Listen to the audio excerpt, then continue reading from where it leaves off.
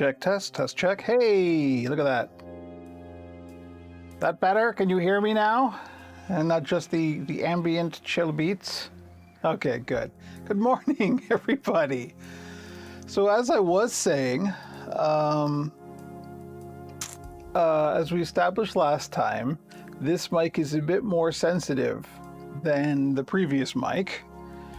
And as a result, it's picking up, it's not filtering out quite as much ambient noise. Good morning, Pi. Good morning, Birdie Owen Art. Birdie Owen Art. Hello. Hi. You're new, aren't you? I think you're new. Scumboy, hello. Zepdeck, hello. That's everybody, I think, so far. I've covered it. Wow, 4 viewers to start out. That's pretty good. So they've got the extra screamy children in the daycare downstairs, and so you may hear some screaming children. It happens. I live, unfortunately, above a daycare, like, yard, you know, when they send the kids out there. I mean, I don't have kids, so I'm not sure how much a kid should scream, but these kids scream a lot. And I think the attendants encourage it, so that way when the parents come to collect them, they're just burned out little lumps of, you can just shove food in them and send them to bed, and you don't have to worry about it. They seem to be okay right now, though. I'm gonna look for other music services. I'm not feeling the pretzel box thing. This isn't bad, but whew. So here we are doing the puppet building thing again. It's morning. It's early. I got my coffee. It's all fine. So what are we doing today? The goal, not just the goal. We're gonna do it. Doesn't matter how long it takes. It's not gonna take that long. We're gonna finish the Greeblee. I did do a little work on the Greeblee yesterday. I think it was yesterday. So here's where we are with the Greeblee. Let me see if we can.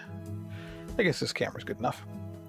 So what I gone and done did was I sewed in the fabric mouth plate. You saw me cut that. Yeah, we'll work on the music, Pi. Don't worry about that. Just ignore it for now. It's quiet enough. You don't have to. Don't focus on it. Focus on me and the puppets. So I sewed in the fabric mouth plate. Then I glued in those plastic mouth plates that we cut with that experimental flexible cutting board, and it seemed to work okay. These are pretty good. And then I sewed the head to the body and turned it all right side in. So that's what I did yesterday, just to keep things going. And here's what our Greeblee looks like at the moment. Now, I usually stuff a bit of fiberfill in a Greeblee head just to give it a bit more shape, since there's no foam skull. But let's see. Yeah, not bad. He's got a bit of a frown. But the nice thing about those flexible cutting board mouth plates is you can do the Kermit, you know, the little frown. I'm sad, Greeblee. You know what would make me happy? Eyes. Give me some eyes. I would like eyes, please.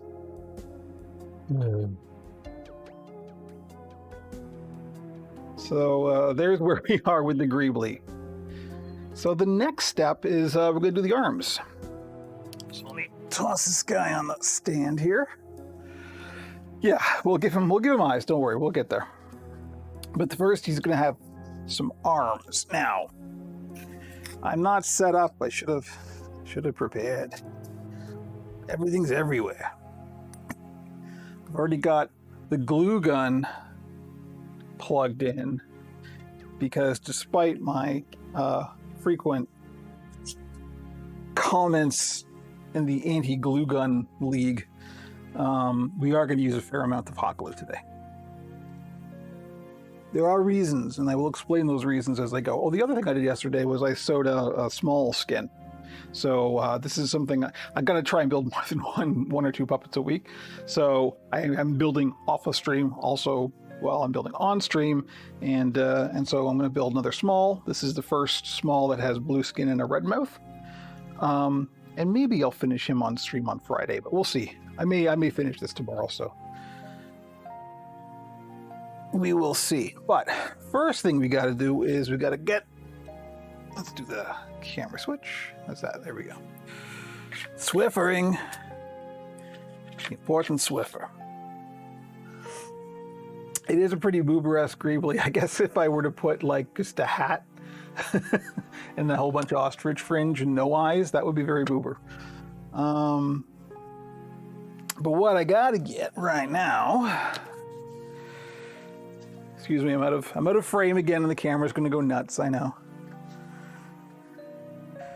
Is we got this 1/2-inch foam here. This is just standard upholstery foam. 1/2-inch thick, medium firmness. And I always don't know where to put the bungee cord.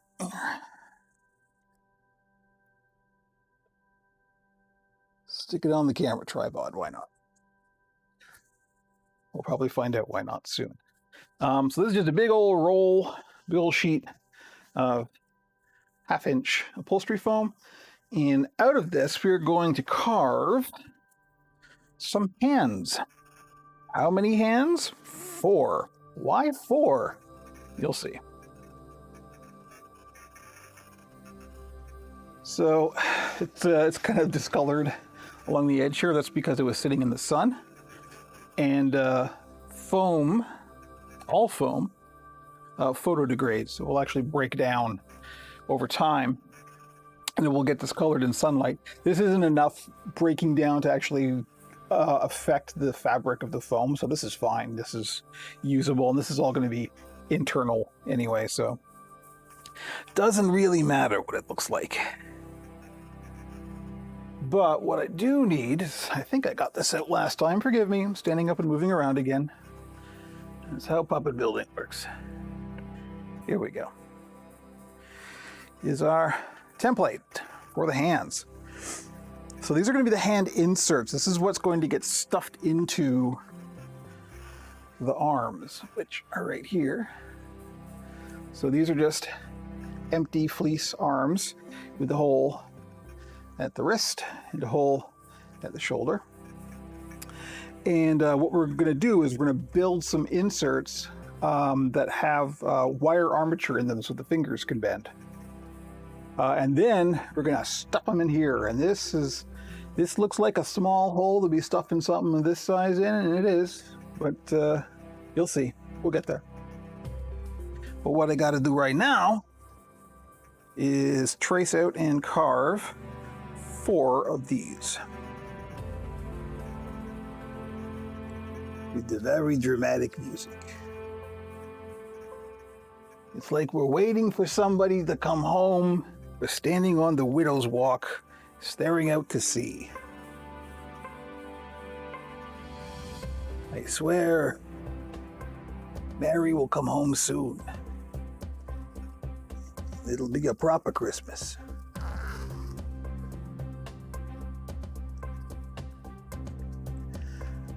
So I'm just tracing around with the Sharpie, and I'm also going to trace this little panel in the middle here. This is just a guide to where to put the, show this on camera a little bit better, a guide to where to put the hand plate that the wire armature is going to get attached to.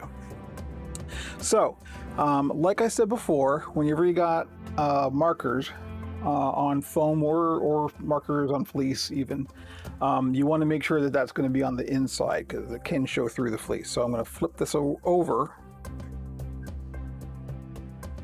just so when we sandwich these 2 pieces together, that all of the markings are on the inside. Very important.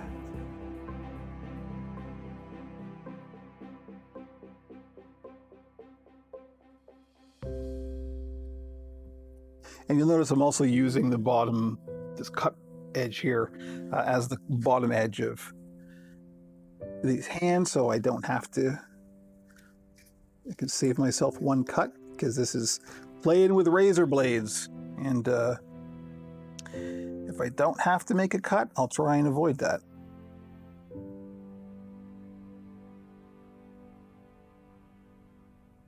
This is a little annoying. This is not one of my favorite processes in puppet building. Ask any puppet builder and they'll tell you probably their least favorite part of any puppet build is doing arms and hands.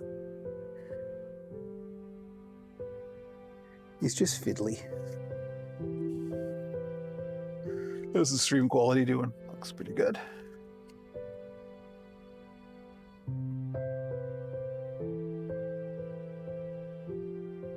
This is the part of the music where we see the ship coming over the horizon and Mary's fine. I told you, put the Yule log on.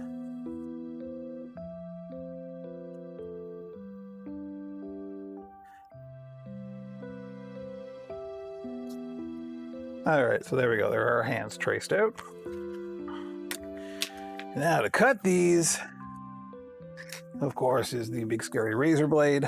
This one is the same one that we were using before, and it's pretty dull. So what I'm going to do is I'm just going to rough cut a big square here, because yeah, this is pretty dull.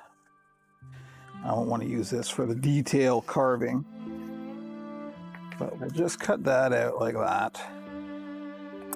And I'll put this big roll of foam back. Excuse me, I'm going to be out of frame and the camera's going to have a conniption. That's the AI going, where's a human face? I can't find a human face. I'll focus on the puppets.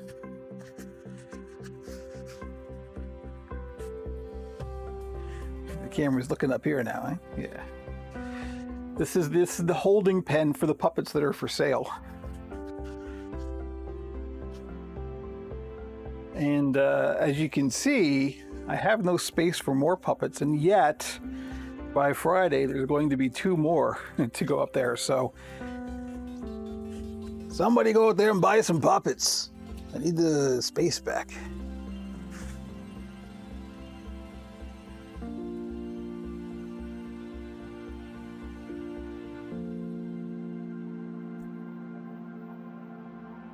The bungee cord is not cooperating. Okay, here we go. Whew. The foam corner is also the fur corner, so there's tons of rolls of faux fur over there, and I always get covered in fur every time I go over there. So we want a new razor blade. Therefore, we are going to safely dispose of the current razor blade, as we demonstrated, I think, in the first stream. A little homemade sharps container there. The existential screams of, yes, exactly.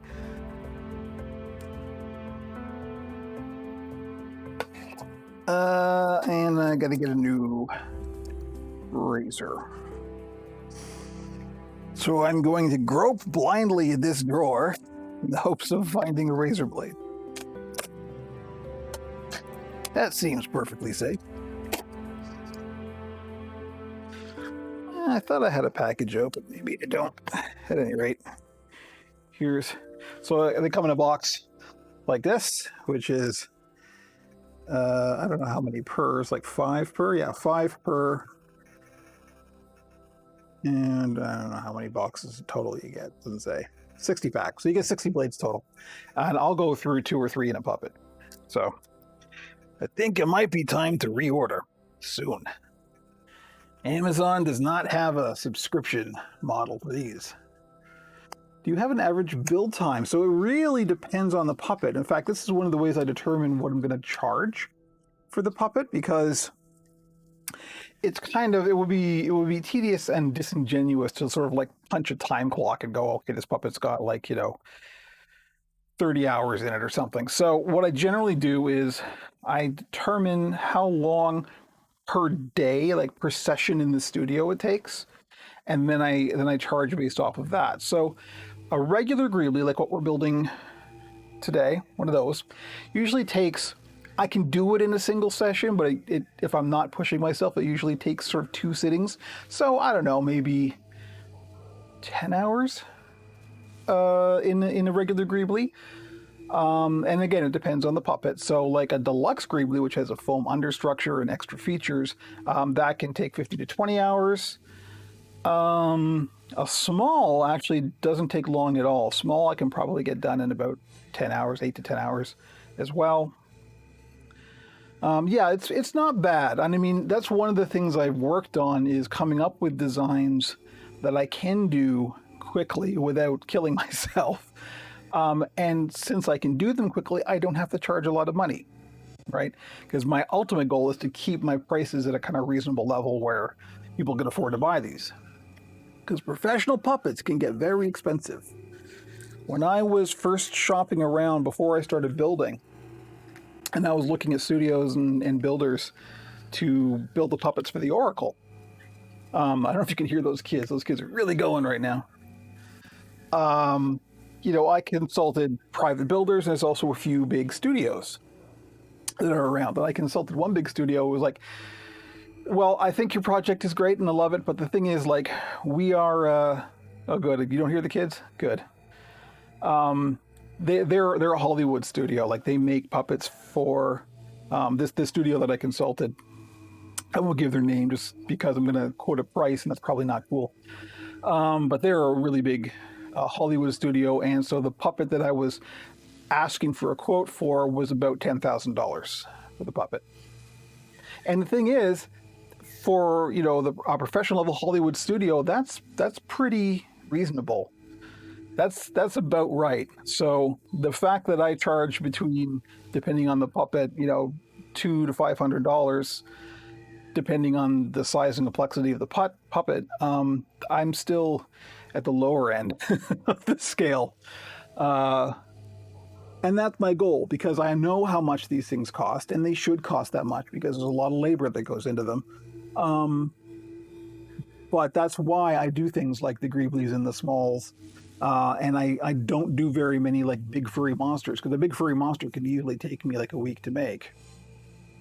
And that's why those generally go for between $450 and $500, because that's relatively fair compensation for the amount of time that's gone into it, right? So that's the story there. So it varies wildly, is what the thing is. I have another model of puppet I call sunk puppets, because they're basically socks, that I can build in like 2 or 3 hours.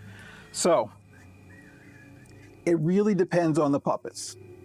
I should make some song puppets on stream, actually. So for carving these out, it's always best to start your cut off of the foam. So I usually like to come in. This is a nice, clean, new blade. And by the time we're done these 4 hands, it will not be sharp anymore. Nothing will dull a blade like foam. This is basically sanding it.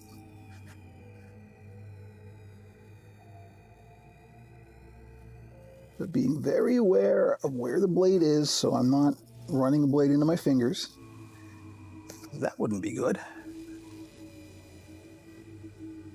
No kid sound. Good. I got kid sound here, I'll tell you. What day is it? It's Wednesday, isn't it? I think it's Wednesday. It is Wednesday, okay. What are days during COVID?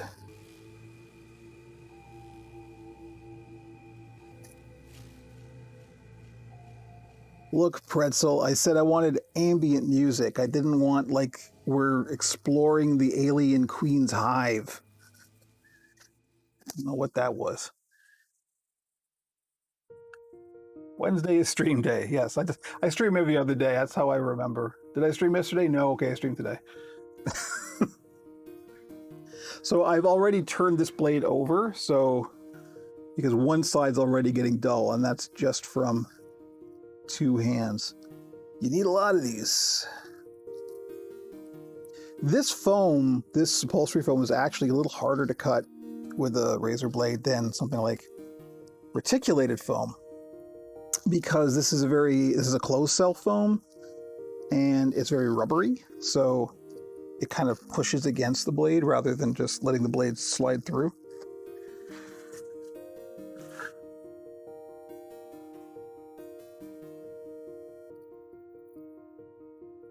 But reticulated foam is not super cheap, so I don't tend to use it unless there's a reason.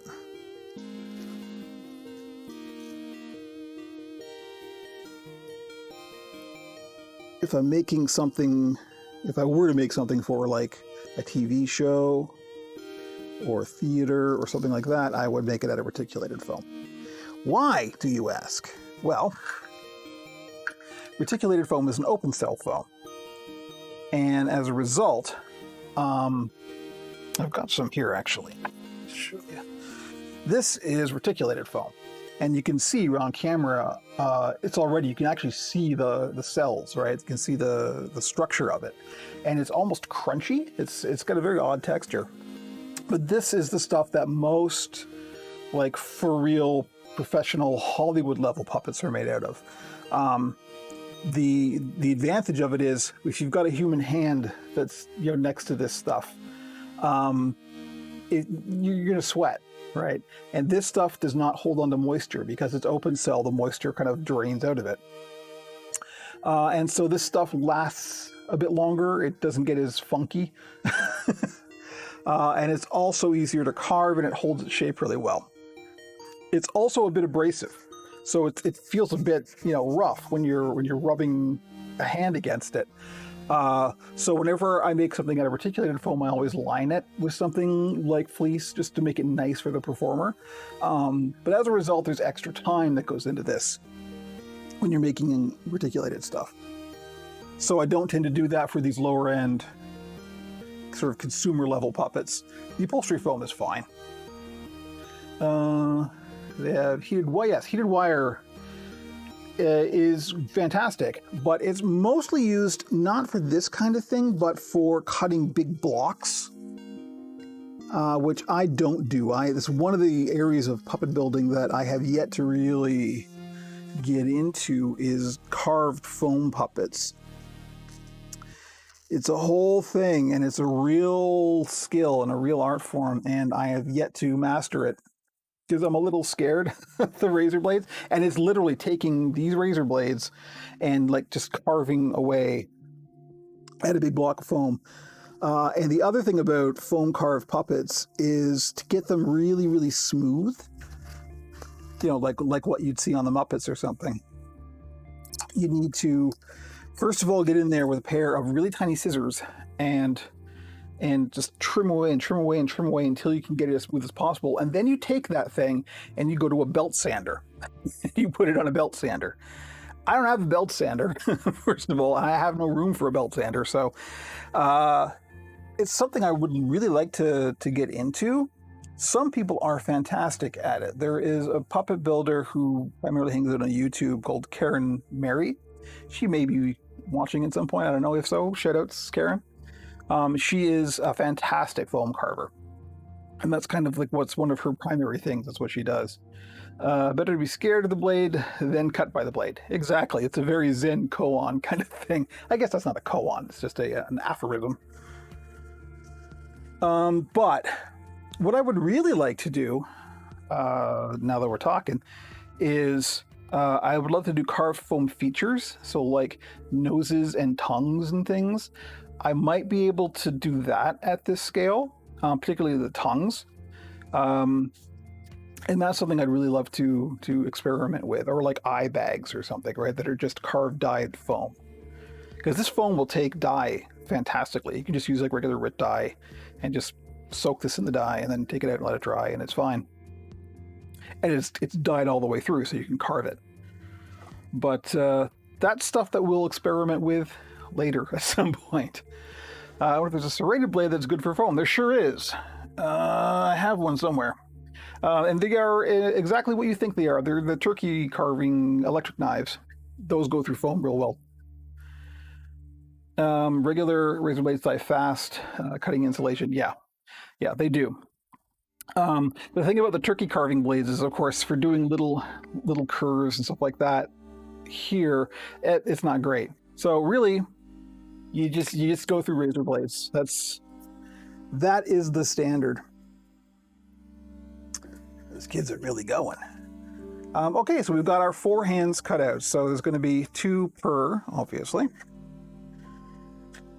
And next, we want to make sure that we have these in the right pairs, right? So when we join them together, we've got the marker bits on the inside. So we don't need this anymore. Let me put that back into the template folder, because as we know, I am prone to losing things.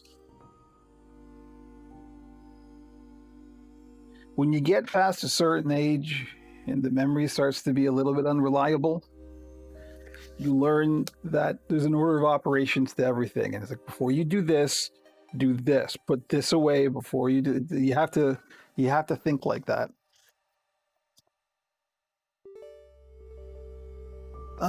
So we are getting the hand plates. And I'll get the eye plate back too. And I dropped it on the floor, of course.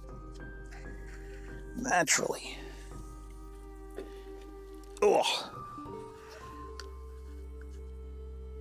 Okay. So we got these out last stream. These are just bits of plastic from a storage bin, and you've got one in each hand, like that. So, like the measure twice, cut once mantra, put away the last pattern before getting a new one. Exactly. You have to be organized, otherwise you're going to waste time. And time is money. So the next thing is we're going to build the armatures for the fingers. Let me see what I have for finger armatures. Oh, this is fun. This is a BJ Geyer tip. BJ Geyer, as I've said before, is a fantastic puppet builder that does courses on the Stan Winston School of Character Arts. If you have a couple of bucks to spend for a subscription for a month and you want to learn puppet building, BJ Geyer's courses are the best of the best. One of the secret weapons of puppet builders on studio sets, where they have to stick features on and take features off and move things around, is this stuff. This is Top Stick, men's grooming tape. This is for sticking toupees on. But basically it's just a double-sided tape that holds really well, but also comes off really cleanly, right? Which is what you need if you're putting together a puppet on a set and you need him to have an eyebrow in this position, but not in the next shot, that kind of thing. And you need to be able to take it off and put it on real quick. Not a lot of Velcro used. Velcro is a bad idea in puppets because it distresses the fabric. It's this stuff. Men's grooming tape. I just wanted to point that out because I thought it was hilarious, and I got some basically because BJ Geyer said it was good to have. I don't actually use these in my puppets because they're not intended to sort of come apart and go back together. But if I was building this for, like a TV set or something where there was going to have to be features changed on the fly, good old Top Stick. Anyway. Finger armature. So this is 19 gauge galvanized steel wire. You can get this at pretty much any hardware store. I think I might have enough to complete this, but I may have to get some more out. Is that how they made the whatnots work? Yes. You don't put Velcro on a puppet because, it's foam covered with fleece, and if you were to put Velcro on that, taking it off would pull at the fleece, and it would distress the fabric and make it not sit properly. So that's the stuff you use. Yeah, exactly. The hooks would catch in the fleece. Yeah. So you don't use stuff like Velcro. You use stuff like Top Stick or whatever. I mean, toupees have been around for a long time, so whatever the brand before Top Stick was. Men's grooming tape, which just sounds terrible. So what we're gonna do I only need one? Yes, I only need one. Got a pliers here, and I'm just going to eyeball measure. You see that there are holes. I think you can see that. We drilled the holes in the hand plate, and that's why we drew this guide, so we just know where the hand plate is going to sit about. Sometimes I'll put them a little further back because the arm rod comes up and gets glued into this, but I just use this as kind of a rough guide. And then I just eyeball measure. You don't want the wire to go all the way to the tip. The last thing you want is for this to sort of poke out at the end, right? So what I do is I just sort of eyeball, go, that's about half, bend it over, snip it off.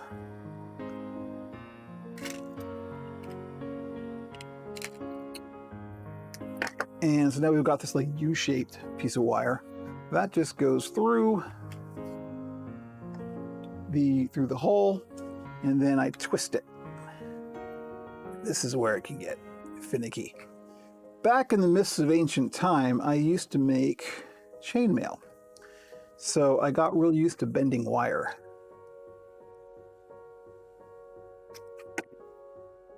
So I just twist this with my hands.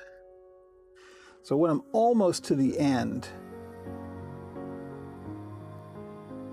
that's when I kind of go, okay, how far is this? That's about right. So what I want to do then is bend the tip. I'm not sure how well you can see this on the camera, but I'm bending the tip over and rounding it off because you don't want anything sharp and pointy. And this, of course, is wire with a cut end, so that end is going to be a bit sharp and pokey. You don't want that. You want this to be nice and smooth and rounded. Yeah, Scumboy remembers the chainmail. I've still got a big old sheet of chainmail. It's the most amount of chain. I was going to make a hauberk with a full body suit. And I started it, and I never finished it, of course. But I've still got in a box a big old sheet of chainmail. And yes, chainmail is redundant. It should just be called mail. Anybody who knows anything about chainmail knows that. There we go. So like I said, I'm just eyeball measuring this. And if it's too long, well, it is going to be too long, and then I can cut it. It's never going to be too short. As long as you're approximately, as long as you're up most of the length of the finger, that's long enough. Get in there, you.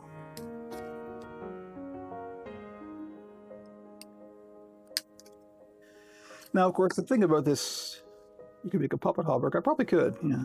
That would be a very heavy puppet, and that's a very bad thing. If I didn't like somebody and I was going to make a puppet for them, I'd make a chainmail suit for her. There you go, puppeteer, suffer.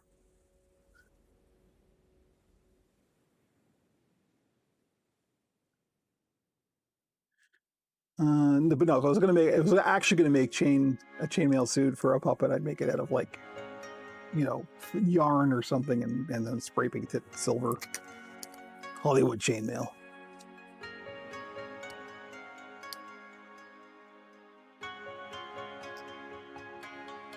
Every ounce counts when you're making puppets. Actually, every ounce counts when you're performing puppets. That's the real thing. But the builder and the performer should be in sync. Use weta method of painted plastic rings, yeah? What would be even better? I can't imagine. This would be so much work, but birch plywood rings. This thing, birch plywood is something that you will often make mouth plates out of, and it's even lighter than plastic, like per square inch. It is one of the preferred mouth plate materials. If you don't want a flexible mouth plate, you make it out of birch plywood. And we will. I haven't made a Greeblee with birch plywood yet. I probably should. The nice thing about Greeblee is it's good to have a bit of flex in there. So there are ways you can build like hinges and things into the birch. I just haven't actually done that yet. I think Adam Savage did a thing on cosplay, cut foam strips. Okay, yeah. Yeah, I could see that. It would hang weird, but again, you'd tack it down with some like plastic thread or something.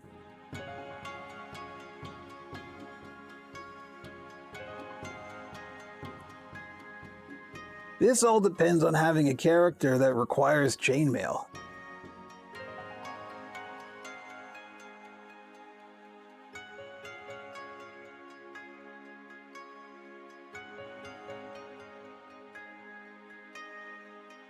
All right, let's see. How long is that? That's pretty good.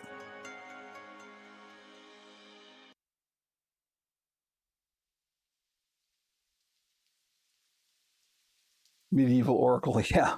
You know, I think, well, the Oracle's a wizard, right? But hey, the Oracle had a life before he became a wizard. I've actually been thinking about a new character for the show, and I haven't quite decided how I'm going to use it yet. But I want a character that's like talks like Tom Waits, and I've been thinking like, well, there had to be an Oracle before the Oracle, right? Because the Oracle's just a job title, so that somebody had that job before him, or maybe he was mentored by somebody. So I just want some like kind of crusty, broken down. Well, I'm going to tell you long, rambling stories about things that sound like maybe they should be funny, but actually they're a little disturbing. I was the pikeman and defender of the crown. I can see the Oracle being kind of a paladin type, you know. Stand aside, I will handle this. So there we go. There's one arm plate with the finger armature done. And now do it again, because there's two hands.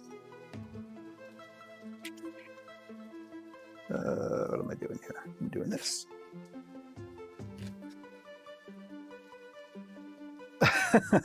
Look, it's one of the things I've had to learn to do is to switch characters really quickly, because when I record something that's a conversation between the two characters and only one of them is on screen, so one's coming over, you know, the PA or something, I don't record those separately. I do it in camera. I just do it.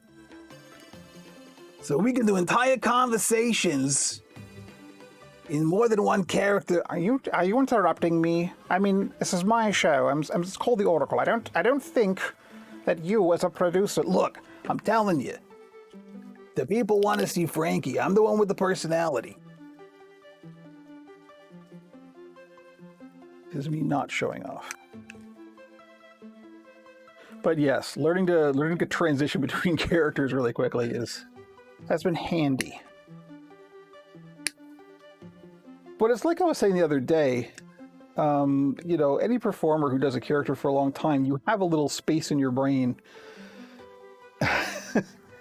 where that character lives. And in order to make the character feel authentic, you kind of have to just let that character live. So you can have conversations in your head between, you know, between the multiple characters, and they don't really affect you. Personality and horns, that's right. I most naturally gravitate to Frankie, and I'm not sure why. It's like I was saying before, Frankie comes to my rescue. Frankie's the part of me that says the things that I normally wouldn't say. Thankfully, he is a heart of gold, so he's not going to say anything terrible.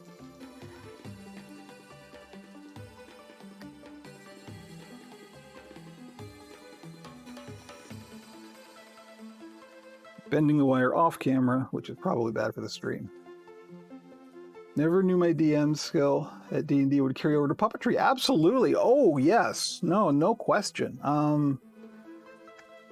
The ability just the ability to be a character, right? To like really convincingly portray a character. That is a huge amount of puppetry. Any puppeteer will tell you that the actual physical talent of being able to perform a puppet, that's trainable. You can learn that. You just have to practice at it. It's not easy, but it is something that you can learn. But the most important part of being a good puppeteer is performing, is being an actor. And really making that character believable.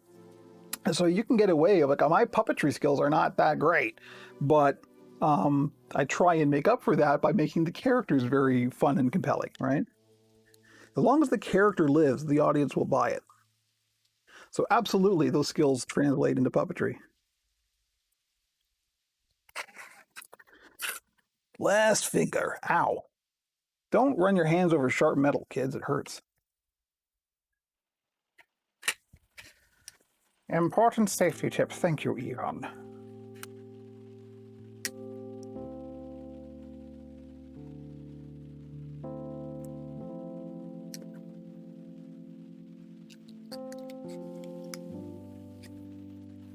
Some wire bending music, maestro. This is the Bob Ross section of happy little wire bending.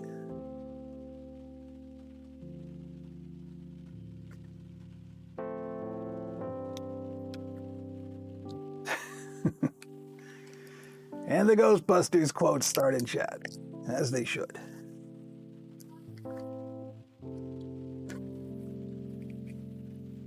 Yeah, I apologize for doing some of this off camera. It's just, I need to see it up close, so. As always, we're used to this. We got regulars now. I mean, we got regulars in chat. That's fantastic. You know the score, and if anyone new shows up, you can explain it to them.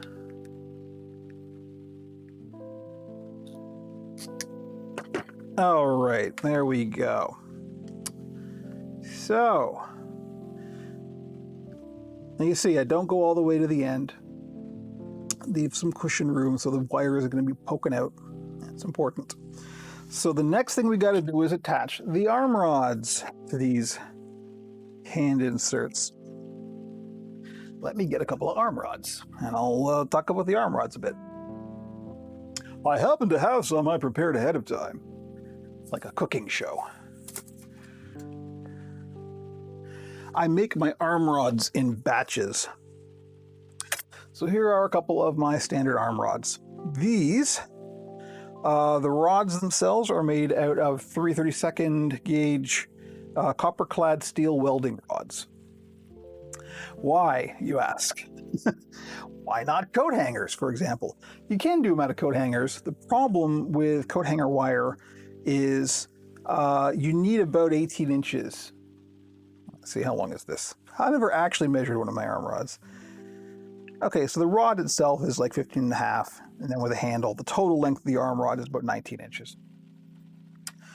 So you need, you know, about 18 inches worth of rod, but on a coat hanger, you would have to like uncurl it and bend it out and try and make it straight. And you'll never, unless you've got some industrial presses and things, you'll never get it completely straight. Now, normally that's actually fine. One of the ways you can tell that a professional puppet has been used on set, if you look at any of the behind the scenes stuff from the Muppets or like any professional puppet that I've seen pictures from like on the set from, the arm rods are always mangled. They're always like bent and twisty and because they've had to like, you know, on set, you have a limited amount of time. So if you need a puppet to have their arm at a strange angle or something, you literally just take the arm rod and bend it.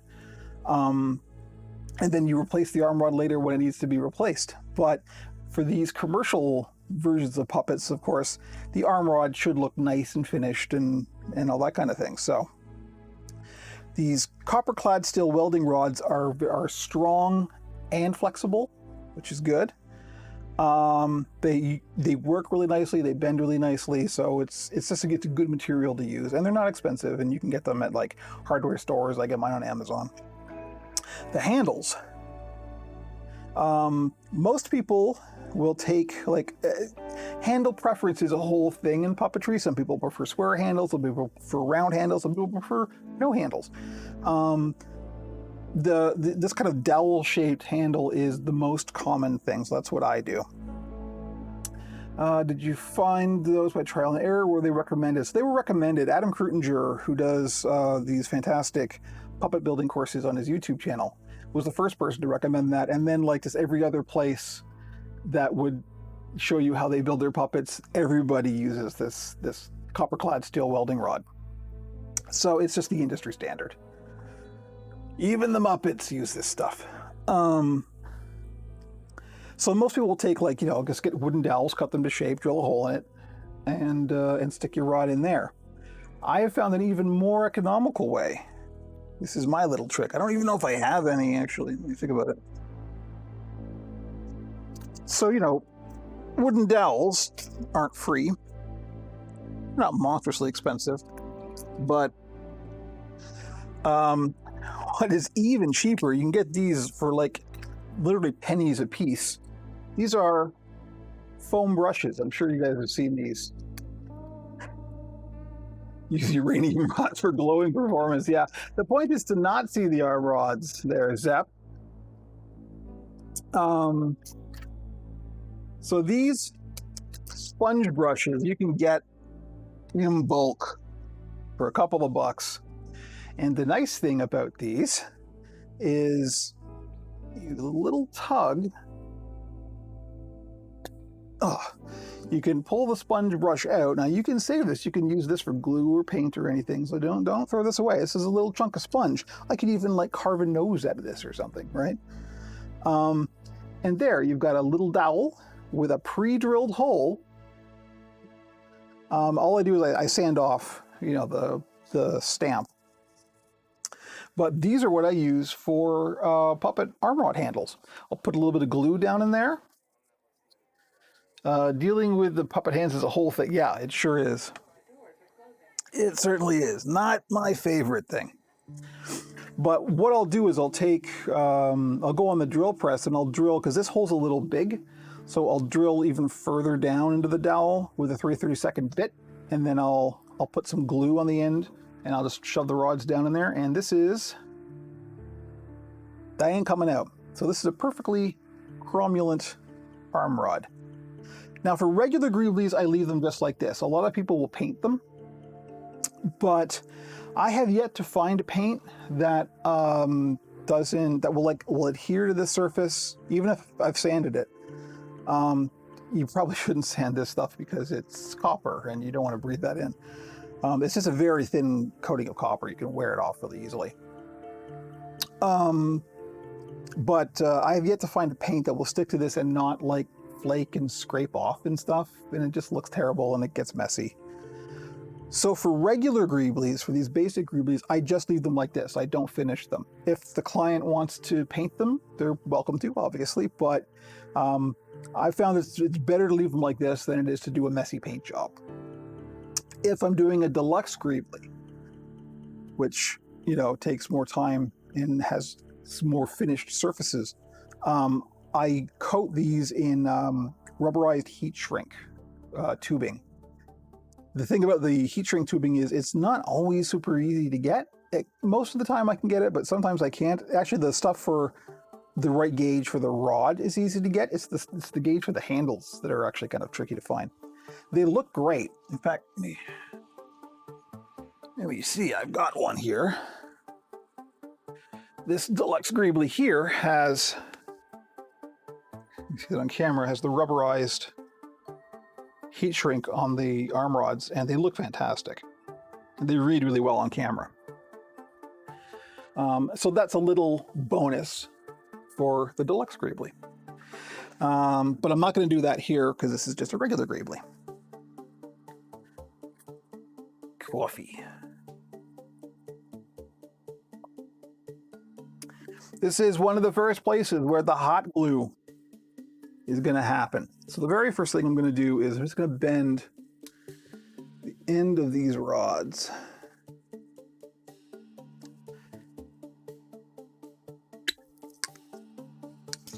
At about 90 degrees. As close to 90 as I can eyeball. And we're going to glue the rod to the plate like that.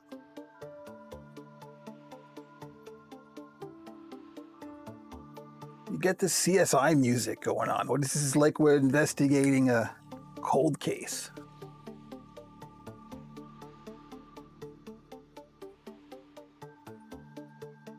Hot glue, perfect for gluing your fingers together. Like I said, not a fan of hot glue. The only time I've ever actually injured myself building puppets was with hot glue. It's napalm. It's not nice. But it is the best thing to use for the moment for this kind of thing.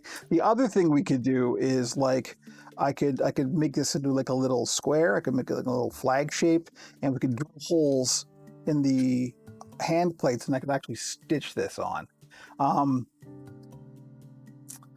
Yes, cyanogen is probably okay for this. What I would have to do if I was going to use, like crazy glue or anything, I would probably use like, this is the gel-based stuff.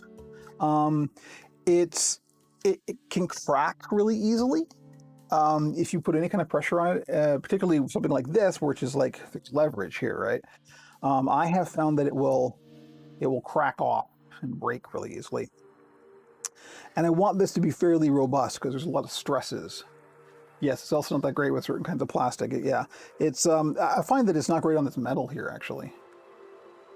Yes, it does melt aggressively. One of the tricks of BJ Geyer, I'm giving out all of BJ Geyer's secrets. I hope he doesn't see this. In fact, I hope he does. He's okay with this kind of stuff. In his courses, he lays out the tips and tricks are fine. You can spread that around. He just doesn't want the patterns that he uses spread around. So there's a Hollywood shop trick that you use with cyanogen. So that's like crazy glue, that kind of stuff. You take crazy glue or super glue, any kind of cyanogen glue.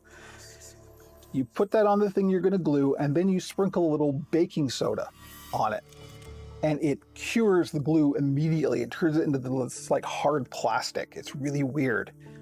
The caveat there is you don't want to get instant hardener. There is like a commercial instant hardener you can buy, but this stuff is like, you can go to the kitchen and get it. But the caveat is when you do that, when you sprinkle the baking soda on it, it creates a little puff of off-gassing. And that stuff is literally cyanide gas. It's cyanogen glue. It's based on cyanide. So you don't want to be breathing that stuff in, right? So you got to be careful with it. But it is a really good kind of quick fix solution if you need to glue something together really quickly and need it to be really strong. You can also build up gaps with crazy glue and baking soda. Yeah, exactly. It makes this almost like polymer stuff. Of course, the other thing I could use here is, see if I have any available. It's in a drawer somewhere. Is that, hey camera, I'm down here. Hello. There we go. I've lost language, which is not good for the stream. Epoxy, that's what I'm thinking of. The absolute best thing to use on this would be epoxy, but of course most epoxy has a cure time and a dry time, so we're not going to do that for the stream. We are going to, in fact, let me get it out and curse its name unto the depths of eternity, the hot glue. So this isn't pretty. This is just laying in a big lump of hot glue.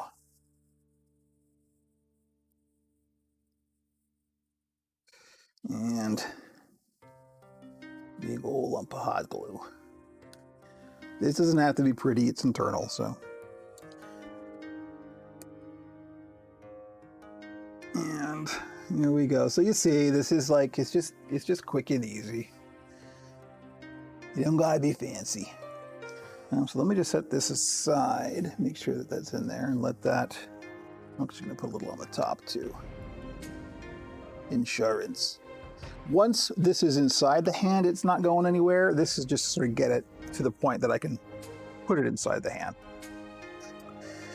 And likewise for this one. Now make sure, of course, when I'm doing this, I gotta make sure I got the thumb on the top. Not like I've ever made that mistake before. Of course not. I'm a professional. I don't make mistakes, and they're never on stream. There we go. Big lump of hot glue. You don't really have to worry about the angle of the wire coming off of this. That you can bend into shape anyway. And like I said before, most professional puppets, the way you can tell they're professional is their arm rods are a mess. So that's that until the hot glue dries. How you doing, everybody? I mean, it's going to be quicker. It's going to be quicker than watching me hand sew something, but you can just enjoy this lovely ambient music. It's never been more ambient.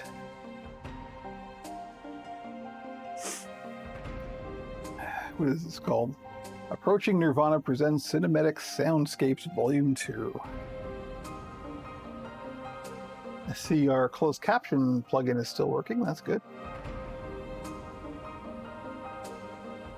It's not super great at translating. Hey, camera.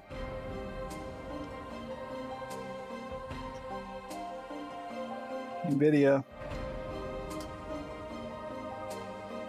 I'm telling you, sometimes you can't count on stuff. All right, I'm going to set that aside to dry.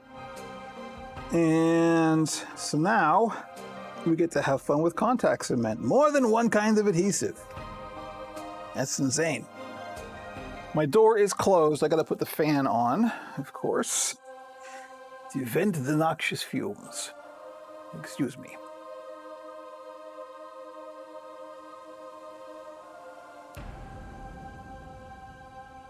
And we go from my most hated adhesive to my most beloved adhesive.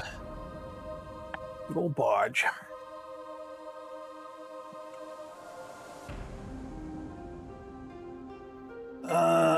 Let me see. Oh, that's actually remarkable. The little tip with barge is that I don't do, because I'm lazy, or any contact cement, you can put some Vaseline, petroleum jelly around the rim, and that way, I mean, you are going to get glue on the rim, but it doesn't stick. Or you can just wing it. So what I'm going to do is I'm going to glue the glue on both surfaces, and then we're going to glue the armature in. Sandwich them together. Ah, for crying out loud. Here, let's do that. I don't have to stand up a lot for this, so that's better.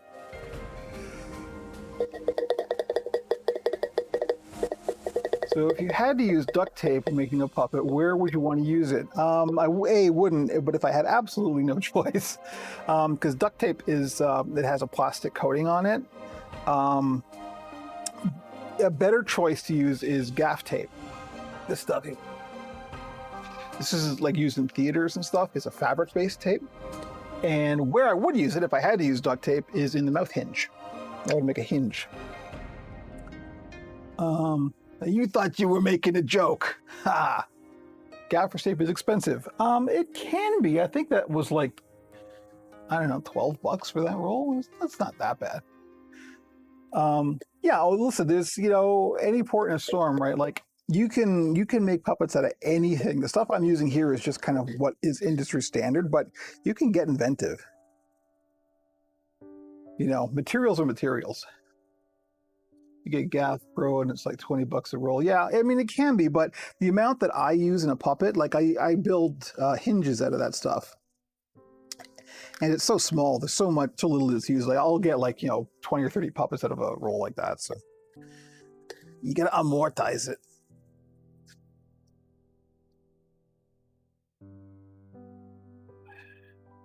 Just wondering, use a non-standard material if you had to. You use whatever you got, right? Like whatever is to hand.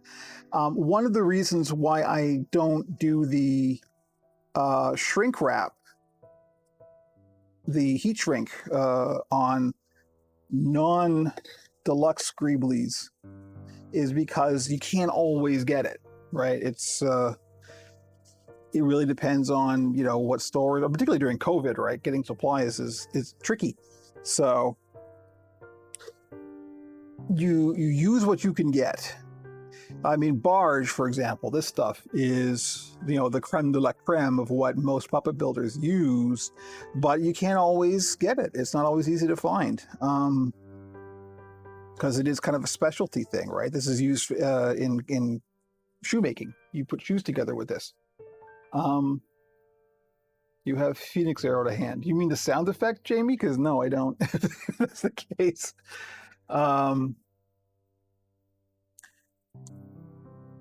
What was I talking about? Oh, yes. So like sometimes, for example, like this is the stuff, I have to order the barge from Tandy Leather, and it's a bit expensive. So you said, whatever you have to hand, that always makes me think of that. Oh yeah, so that's from our old cartoon, FYI. But the stuff I can get easily is this. This is LePage contact cement. And this is, I can walk into a hardware store and get this. I can't walk into a hardware store and get barge. And this stuff will do. It's just not quite as strong as barge. So, like I said, but I could make a puppet out of that you know, little page, and it would be fine. I mean, you can walk into a hardware store and get everything you need to make a puppet. Well, maybe except for fleece. Even then, like a lot of people will use, like just go to the local like kind of craft shop like a Joann's or Michael's and get the fleece that they have there, which is just like polar fleece. It's not great for puppet making, but you can do it. Um, I have occasionally made prototypes out of polar fleece because it is not expensive. And just, nailing down a pattern, you don't want to use the good stuff.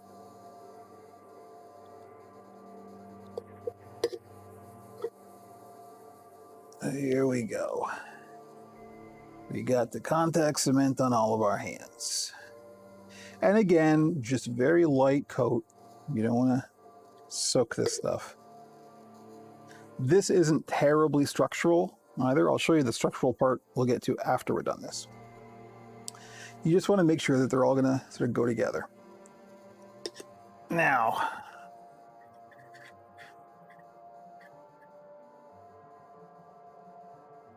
got to get the hairdryer out. We'll see if the NVIDIA broadcast mic picks this up.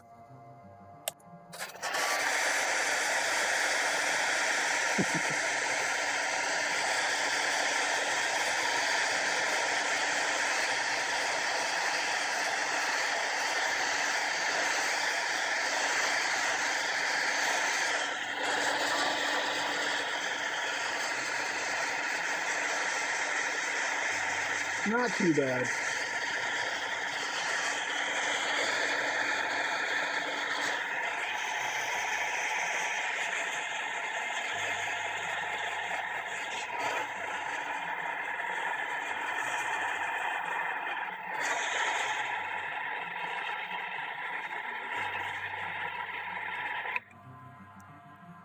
So, like I said before, you have to dry the glue to just being tacky before you use it.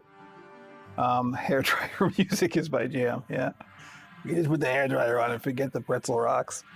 You want to have this glue dry to the point of being tacky to the touch. You don't want it wet. And the best way to do that is to just let it air dry. But since we're on stream, I don't want to. We just want to sit here and literally watch glue dry for 10 minutes. So we use the hairdryer. Hairdryer is not perfect because what will happen is the outside of the glue will dry and there's still a wet bit sort of layered underneath, but it'll be fine for this.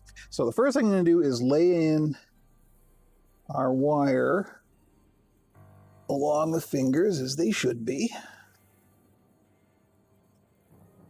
Kind of like that, very gently. Is it on camera? Kind of, okay. And then we're going to take the other hand and sandwich that in between. And then press down, because contact cement works with pressure, unlike me.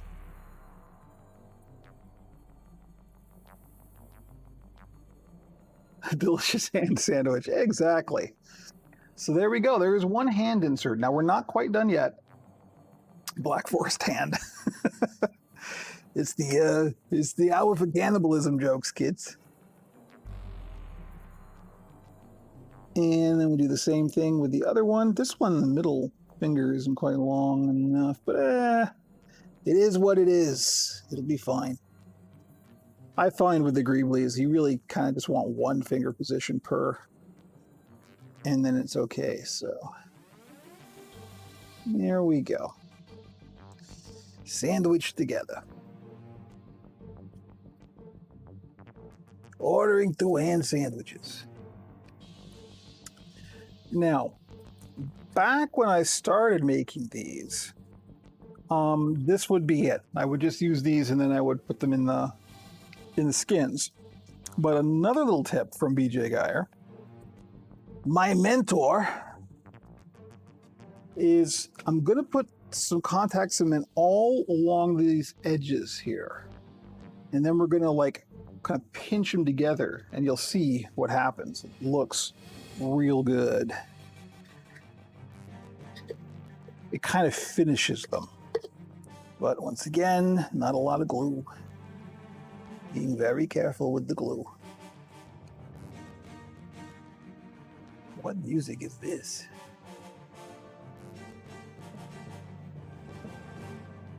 This is like King's Quest.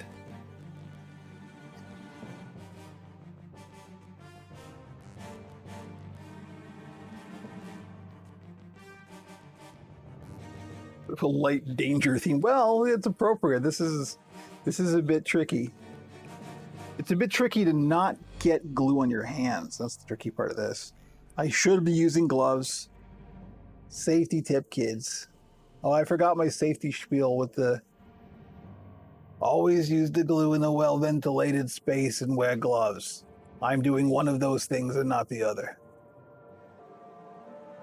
Ah, too much glue. Got too much glue in there. We'll have to dry that extra long.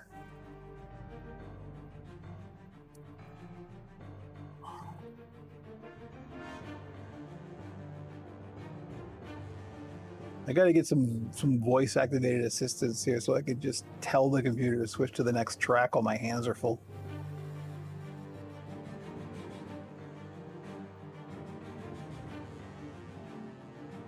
Reminds me of us battling the dragon for the kingdom. Yes, exactly. Is that your dragon? No, my dragon's name is Fluffy. That's definitely not Fluffy. That is a large red fire-breathing dragon.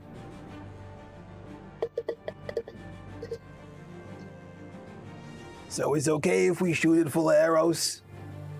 Do you have any arrows? No.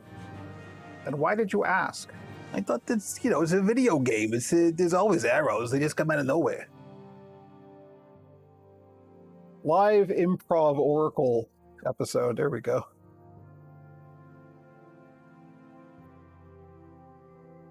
Noel would definitely have arrows, Jamie. You are absolutely right. But they would also come out of nowhere because it's a video game.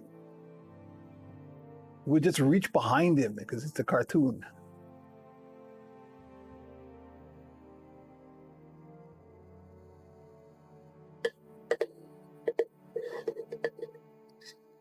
Well, that's Gary. He might have catapult. Yeah. I hate to tell you this, but most of the puppets for the Oracle are currently shoved in a closet. I needed the room. I'm going to be rebuilding them anyway. The Oracle isn't. The Oracle is up on a shelf. One of the webcams is currently resting against the Oracle. A video game and a cartoon where wherever you need in the nick of time, double whammy. Exactly.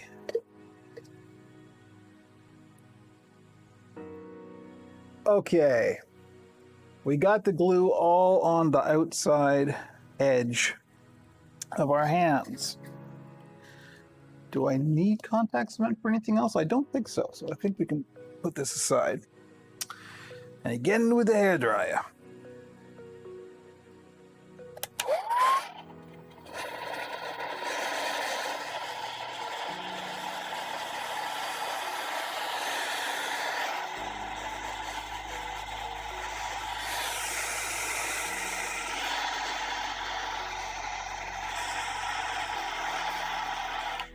It's like a lollipop, It's like something you'd buy at the carnival.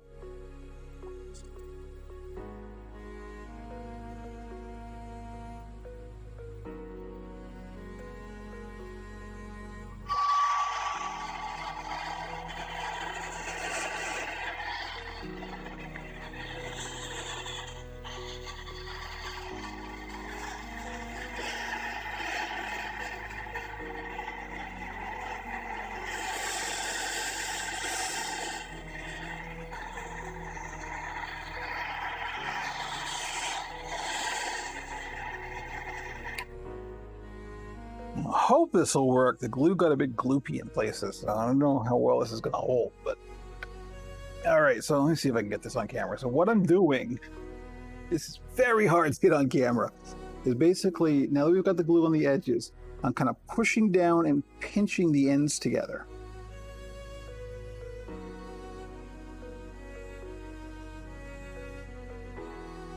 And they're kind of holding. But I'm doing basically what this would be doing, what the fleece would be doing to this, just kind of pushing it into shape. But as you can slowly see, okay, yeah, there's way too much glue on here. That's not holding together at all. Yuck. I did bad. That's all right. This isn't strictly necessary. This is just nice to have, so I'm not going to worry too much about it. But you can see what it's doing is it's giving a nice rounded contour to the hand. But yeah, I got way too much glue in there, and this is the problem with getting, you put too much glue in, you don't let it dry properly, and it just will not stick to itself because it's too wet. Thankfully, in this case, that's not a problem. But in some cases, like if I was building a head that wouldn't stick to itself, that would be a problem. And that is, now I do have glue all over my fingers, of course. Gonna have to clean that off before I continue. Don't want glue everywhere. At any rate, you can see that gives a nice kind of rounded edge to it. I'm gonna do the other one a little closer to me so it's a bit easier. And like I said, this isn't strictly necessary. This is just nice, and it will actually go in the skin a little bit easier if we do this.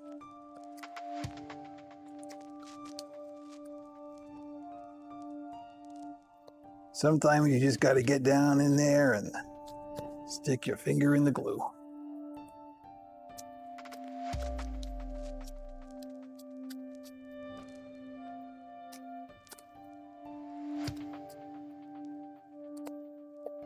Don't be precious about it.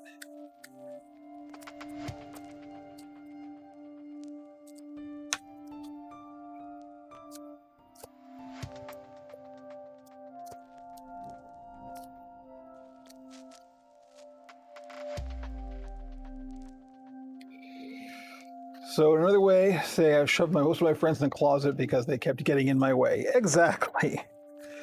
Let's see, who's in the closet? Gary's in the closet, Gus is in the closet, Jelly Roll's in the closet, Jimmy's in the closet, not my cat, the character on the show. I think that's it. Oh, Frankie's in the closet too. You will not be seeing that particular Frankie puppet again. I'm building a new one, eventually. All right, so there we go. There is our hand inserts done. Let me just try and get some of this glue off my fingers before we go on. Because the next step is even... Frankie is big. Frankie is very big, and that's one of the problems. The new Frankie is going to be about half the size of the old Frankie.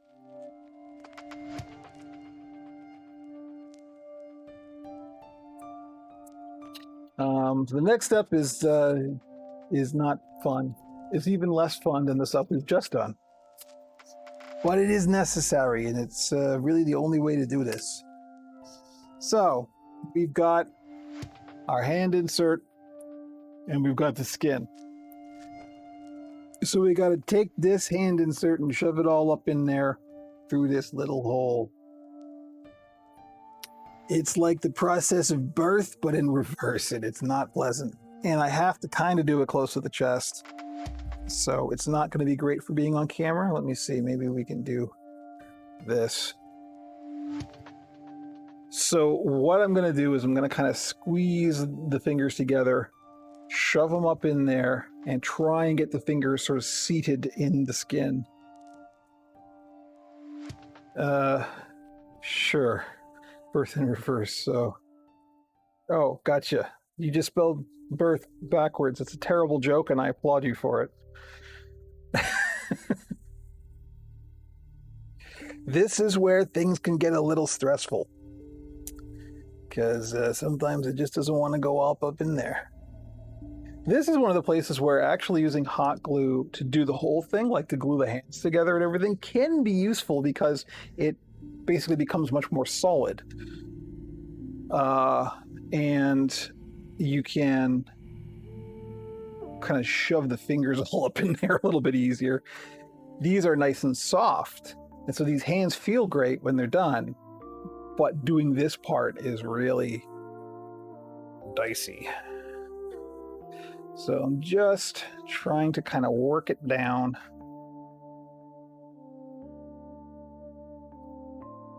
This could go horribly wrong. I have yet to actually have this part go horribly wrong. It always feels like it's going to, though. It feels like it wants to be horrible. And yet it's yet to actually be horrible.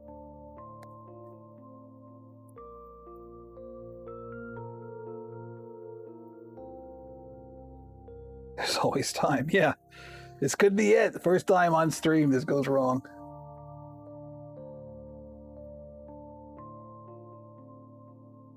Okay, we're getting there. We're getting there. So you see, it's, starting to look okay. This thumb needs some work, but just kind of, massage it and push it down. And once again, with these, I don't try and make them all identical. I don't try and make them too perfect. A little bit of roughness and a little bit of organicness is nice. You can spend, hours and hours on building hands and making them absolutely perfect. But that's not what this puppet is.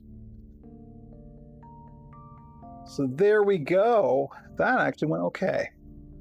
There is a hand stuffed all up in there. So, of course, the next thing to do is we're going to, after we do the other one, is we're going to sew these up with a ladder stitch. And close up the hole.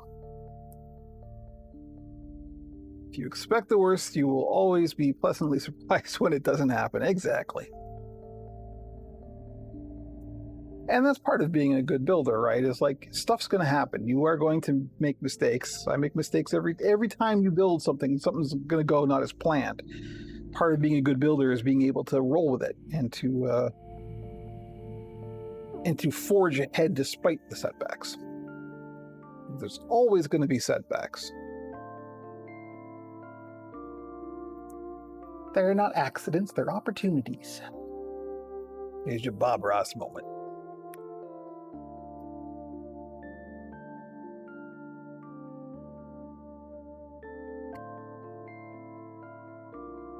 There you go.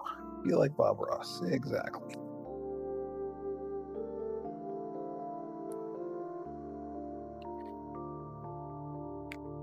This one's being a little more difficult. The thumb is kind of folding up. The thumb is always a problem. I thought having opposable thumbs was a good idea.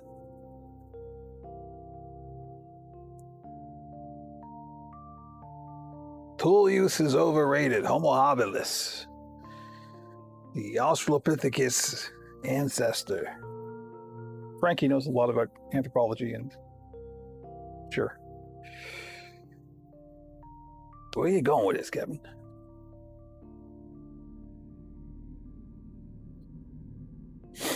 I'm probably making really weird facial expressions as I do this, right? It'll just get in there. You're embarrassing me in front of the internet.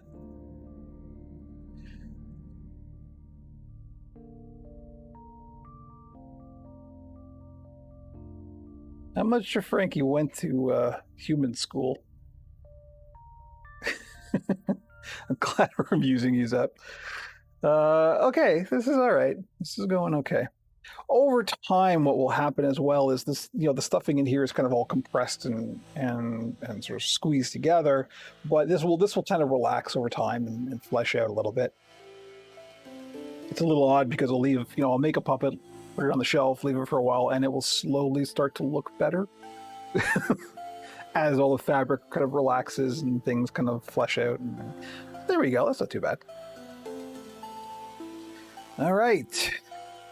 Give yourself a pair of hands. Here we go. Hooray, yay. So, next step. Next step is going to be sewing, so I want to leave it on this camera. I got to sew up these holes, of course, with ye good old, don't call it the Henson stitch. It is a ladder stitch.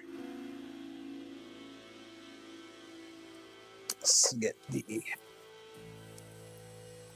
thread out. What's our time like? Where are we at here? An hour and 24 minutes. That's not bad. We actually have done quite a bit in that time. Excuse me, having a beverage. Everybody loves a beverage.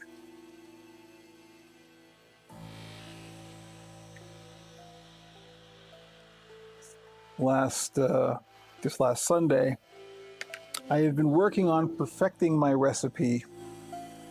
And when I say my recipe, I mean the thing I read on the internet for pina coladas.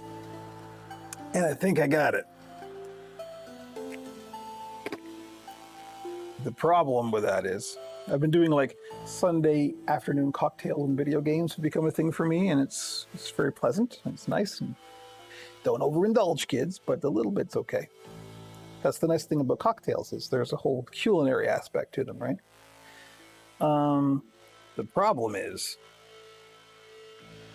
in order to make a pina colada, you got to use coconut milk, and coconut milk comes in cans, and cans come in a minimum size. So I had to make a lot of pina coladas, and my wife can't have coconut.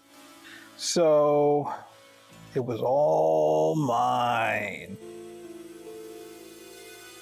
And let me tell you, I really had fun playing Miles Morales, drinking pina coladas and listening to the Spider-Verse soundtrack for a couple of hours, and then I started to not feel so good. I think that may have been what was wrong with me Monday.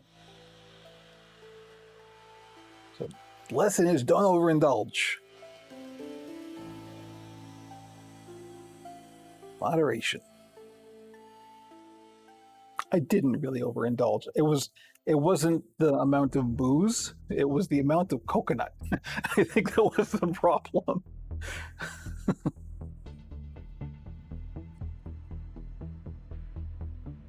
Okay. So I think I'm going to start at this end and work my way back.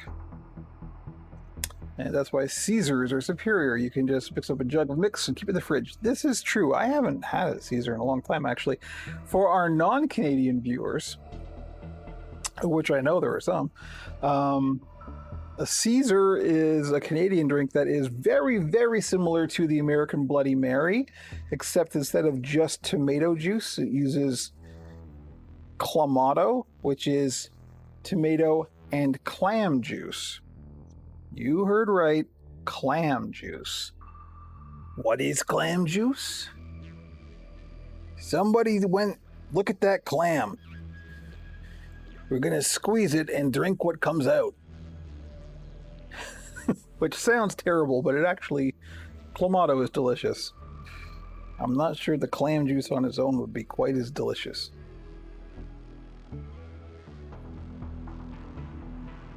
Hey, Lothoric, how you doing? Glad to see you, my old friend. This is like the beginning of a horror movie. Glad to see you, my old friend. Why don't you come in for a visit?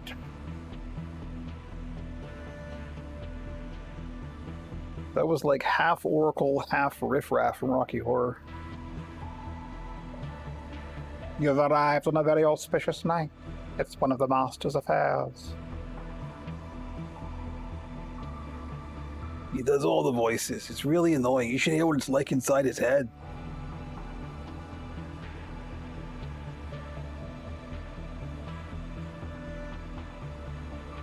I'm glad you did drop by to watch me sewing.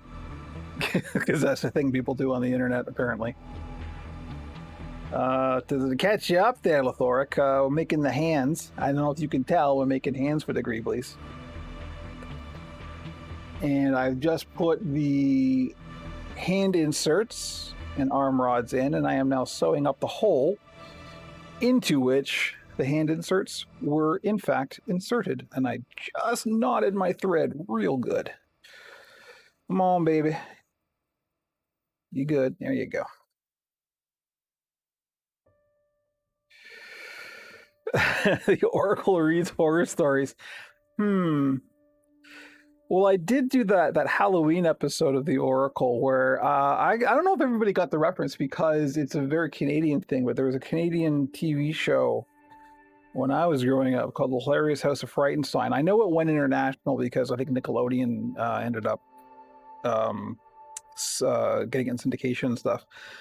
But that was the end of this kids show that was about like monsters and Dracula and Frankenstein and that kind of stuff. Fantastic show when I was growing up. Number of puppets on it as well. But that end part where the Oracle recites that now the castle lights are growing dim. There's no one left but me and him. That's all from The Hilarious House of Frightenstein. But the original was read by the inestimably great Vincent Price. You don't get better than that.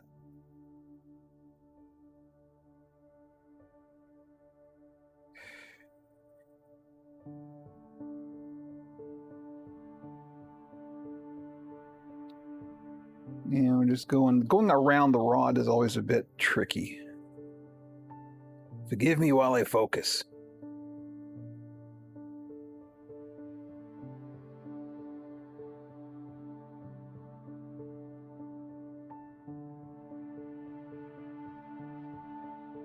Almost there. Thankfully, this doesn't take long. It doesn't matter. We're finishing the Greeblee. Doesn't matter how long it takes.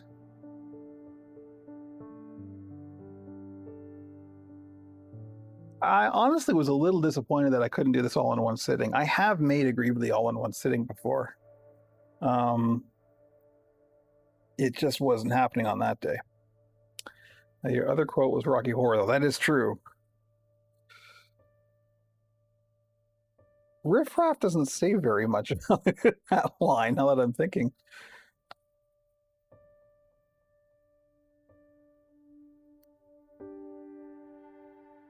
I haven't actually watched the original Rocky Horror in donkey's years. It's just not the same unless you're at a theater with a bunch of other freaks who know all the audience participation lines. It's not until you sit down and you watch Rocky Horror without people around that you realize how nonsensical that thing is. There's no plot. There really isn't.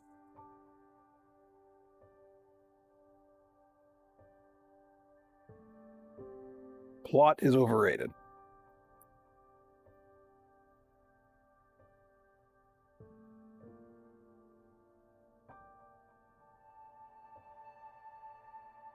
Some of this music is okay. Like I said, I'm going to hunt around. I think I might have a line on a different music service that might be a bit more our speed.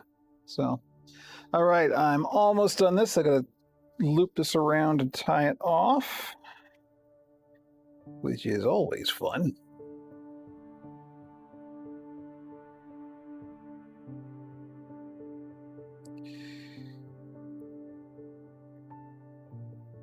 And in order to, I don't know if you can see this, in order to, let's do this. So I've sewn up this line here. Can't really see it. There we go. All along here, and we're ending about here. Now, in order to not have this stitch, because this final stitch, I've had to like loop it around and do like a whip stitch. In order to make it not crazy stand out, what you do is you put the needle back in and you kind of come out far enough away, like you see how I'm coming out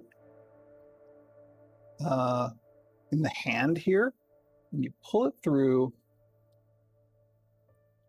and you get it real snug.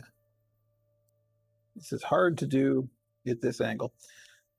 And then you snip it and the fleece kind of hides where the needle came out. So that's okay. And then, of course, I'm going to go through with a pin and pick the seam and make it a little bit less gnarly. But there we go. There is a sewn with the arm rod Greeblee hand. And now we do it again. It was so much fun the first time. 9 viewers, 2 clips. People are making clips. You must somehow demonstrate to me where these clips are living.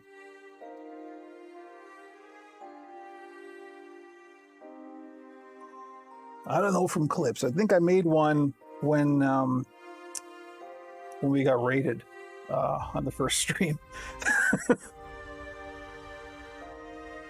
That was wild. I went to Laser Geek Craft or Laser Craft Geek. I'm sorry, my 52-year-old brain doesn't remember usernames very well. I visited his stream this morning. He was streaming. He's a very nice, the Scottish chap who does laser and CNC machine crafting. The whole makers and crafting Twitch group category, boy, it's real nice. It is a totally different ecosystem to the rest of Twitch. There's nice people here who just like stuff. Sometimes my viewer freezes and makes flip. I have no idea where they go. Okay, maybe you're pressing the button or something. I don't know. We'll figure it out. I'm sure I've got them in my video manager thingy. I will check after the stream and get back to you on Friday. I still don't know what we're going to do on Friday. I mean, there'll be something. Like I said, I've made that skin for a small, so we could just build small, but we've already built a small on stream. We should do something else. I mean, there's going to be more smalls. Like I said, I'm doing this like what I would be doing every day anyway, and sometimes I just got to make a bunch of one kind of puppet, depending on what is in the store. So we will see. I think probably the next thing I want to build on stream is a deluxe Greeblee. They have a bit more to them. They've got the eyelids and the rubberized arm rods and things, so that'll be fun.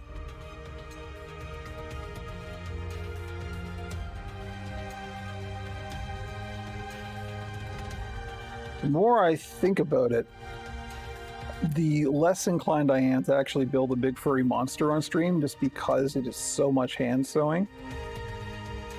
But what I might do, or I think what will be good to do, is because I usually like to have at least one big furry monster up on the shop, because they're popular and they sell, and they are kind of my highest end item, as it were. But they also take a long time to build. So I think what I might do is just I'll build those off stream, on my non-streaming days, and then during the stream I can just kind of show the progress. It'll be here's where we are with this. I think that'll be okay. And if anybody has questions, they can ask me questions.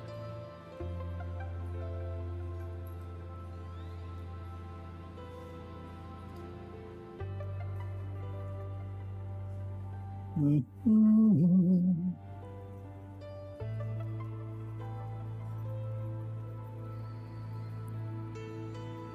But yes, as I was saying, the whole community around the crafting, makers and crafting category, there's a very nice vibe to it, and I'm digging it. Which is to be expected.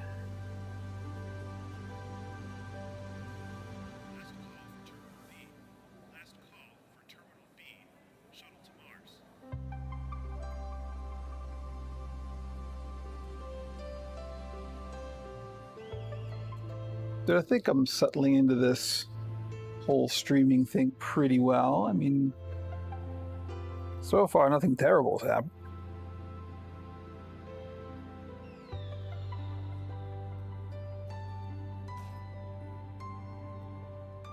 Just wait. Now that you said that. To find the clips, you on desktop, click your icon in the right corner. Wow, Zep. Zep is now tech support, guys, just so you know.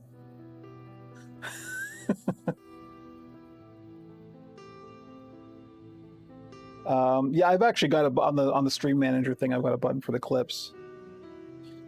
I will click that as soon as I'm not sewing something.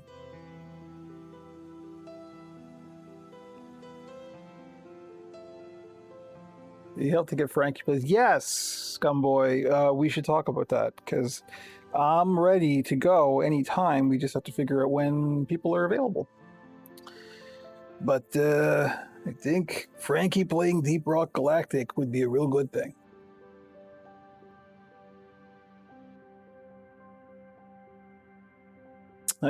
You're a tech support in real life, are you, Zep? I did tech support for a domain scraper. They were technically a domain registrar, but really they were a domain squatter. And that was not great. This is much better. Building puppets is much better than being tech support for like a company that would steal people's domain names, and then the people would call you and yell at you, and you would have to explain that you didn't actually steal their domain names. You just sent them a misleading piece of mail.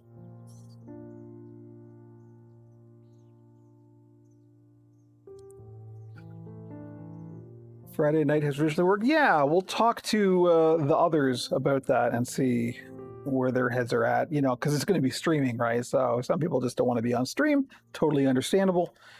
So we'll talk to our other cohorts and see. But maybe by next week we'll get that up and running. Okay.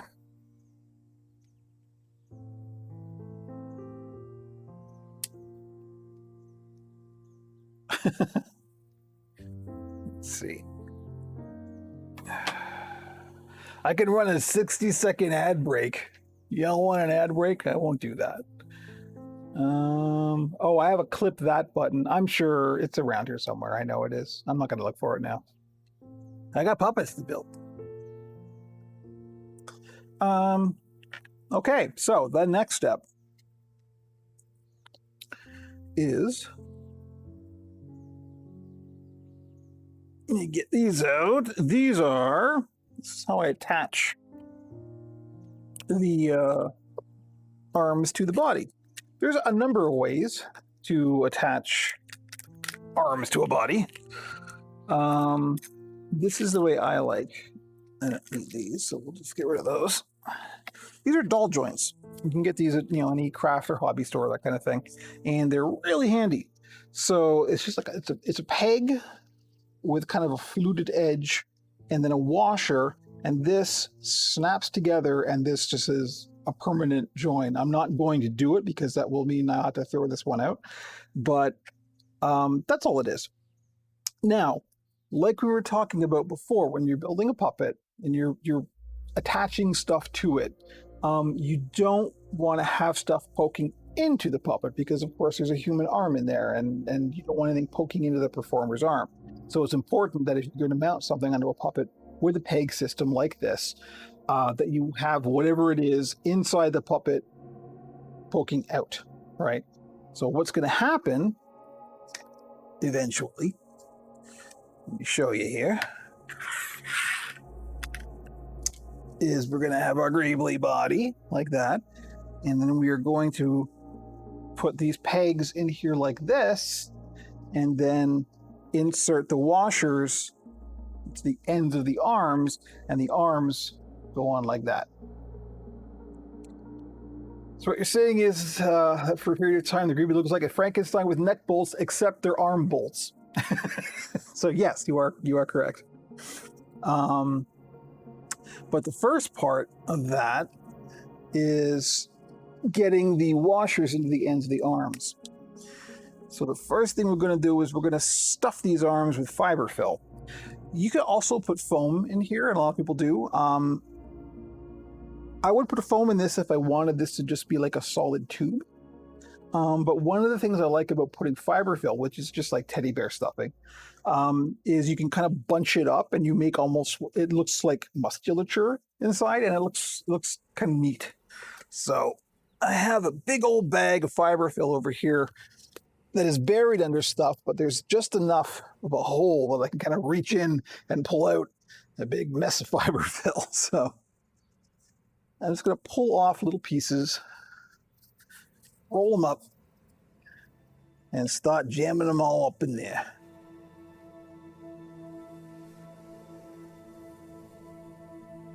Don't want to use too much because it becomes quite stiff. But so there I've got like a lump of fiberfill, and I want to kind of squeeze and pinch off the wrist, so there will be some bending action on the wrist. But there's a lump of fiberfill right there. This camera is not great for depth, like shadow definition. We'll switch to a different camera maybe. How does this look? That's actually a little bit better. You can see the kind of contours a bit better there.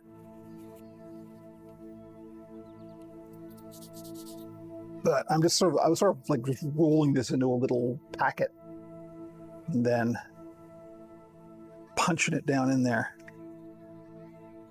So I've got, one joint here where it's thin, that'll be the wrist joint. I've got another joint here that's thin, that'll be the elbow. And you don't really need a shoulder joint, but what you do need to do is put enough in here that it comes right up to the top. This is where we're going to glue in. This here aperture is where we're going to glue in the washer for the doll joint. I have a whole process that I do. Let's back at this camera, I think you can see a bit more. A whole process that I do for that. And maybe we should start here because this is pretty much ready to go. Okay, so I also use hot glue for this. Can use contact cement, but hot glue is actually a little bit more flexible in this case. Because what I'm going to be doing is sort of sticking this in here and then slowly folding the fabric over top so it kind of nestles in there. You want to leave the hole, of course. But if I were to do this with contact cement, what I'd have to do is put the contact cement on the washer, put the contact cement on the inside here, and then let it dry, and then slowly kind of work it around. And then once it's there, it's there. There's no forgiveness. The hot glue, because it takes a little while to dry, I have a little bit of working time to kind of move this around and get it where I want carefully, otherwise you can burn yourself. But and the other thing is, once I've got this in place, sometimes it's handy to take the hot glue and kind of inject a little bit inside. So, but the way I have found to do this safely, and this was through trial and error and many burns, is the first thing I'm going to do is attach the washer like this. And then I'm going to set this aside and do the other one, and you'll see why as I go along. So, excuse me, I get the hair dryer in the way here. All right, so I'm going to put a little blob of hot glue on one end of the washer, and then attach that real simple like that. So you see it's just kind of sitting on the edge there.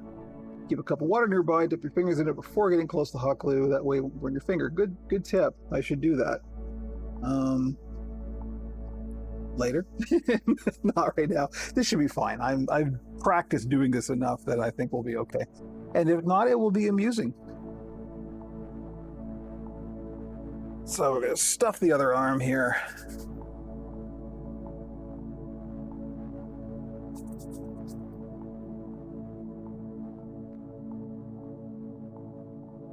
This is arm stuffing atmospheric music. And by music, I mean somebody leaned on the keyboard. There we go. Nice little bendy action there. That's another Adam Savage tip. So one of the things about hot glue, i.e. hot melt, is there's another kind that I know Adam Savage uses that is like this industrial high temperature stuff. That boy oh boy, you sure do need low melt. Yes. You do need stuff like that around because boy, that stuff gets super hot. This doesn't get quite that hot. This doesn't still burn you, but if I was doing anything hotter than this, yes, absolutely.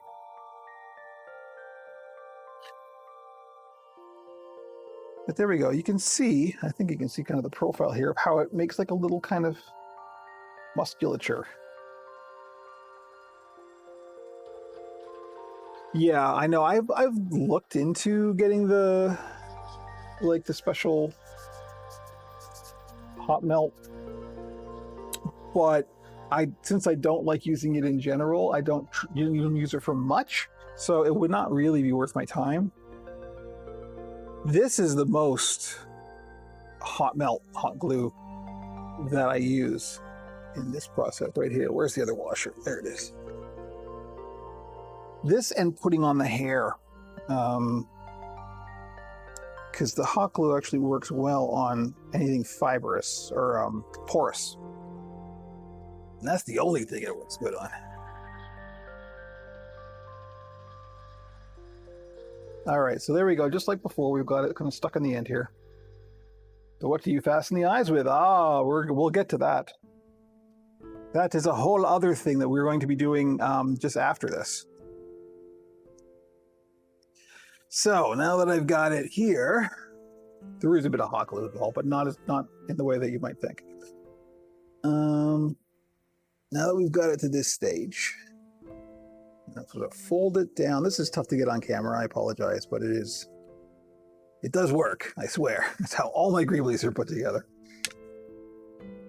Put a little more glue on the other end. Kind of push it down and lock it in place. And this is where we just kind of got to hold it for a second.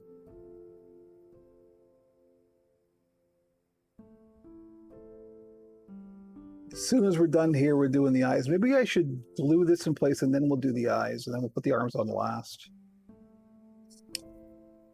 Because we've got to kind of flop the body around a bit to put the eyes in, and that's easier to do when the arms aren't attached. So maybe we'll attach the arms last. I think that would be wise. Okay, there we go.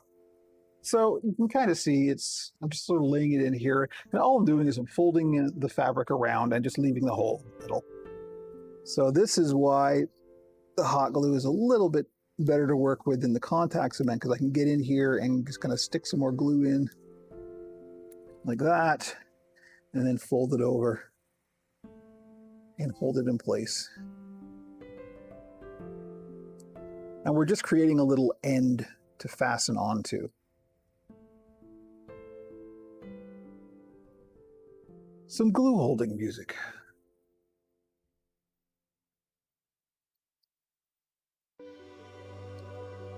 And it's important to not get glue down into the hole. So I'm just going to take a little awl here and make sure that the hole is clear.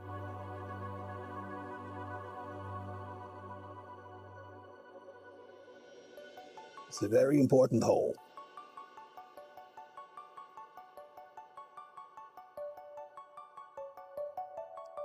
A little messy on the end, but that's okay. This stuff goes into the fur, so you won't see any of this. This is all going to get hidden by the miracle that is fur. Okay, that's one. So I think we will do the eyes next. I think that's the best thing. Hot glue love song. Sounds like My Lover Boy. Golden earring.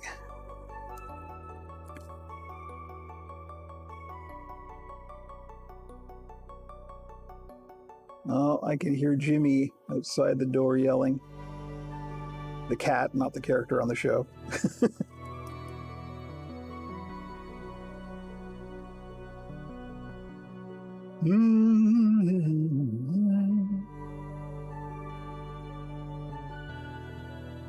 Okay. Just do the other bits. It's a little too much fiber fill poking through here. I don't like that. This one is being a bit tidier than the other one.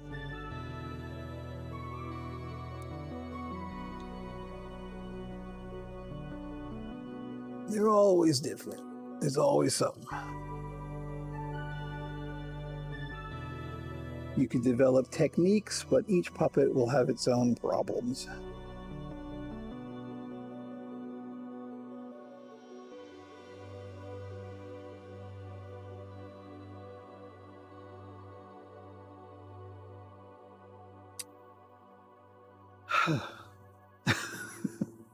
This is fun. It's literally almost as good as watching paint dry, as watching glue dry. Okay. We're going to set these arms aside for the moment. We will still need a bit more hot glue for the eyes. But the eyes come next. Set those arms aside, let the glue dry, and forgive me for reaching at a frame. Well, I'm not at a frame. What is this? Oh, those aren't. There they are. That's a bag of ping pong balls. Some of them have eyelids on them. All ping pong balls are not created equal. I found out in learning how to build puppets. As they go rolling off the table. Come back here. They're going to stick them in the handle well there. There are grades of ping pong balls.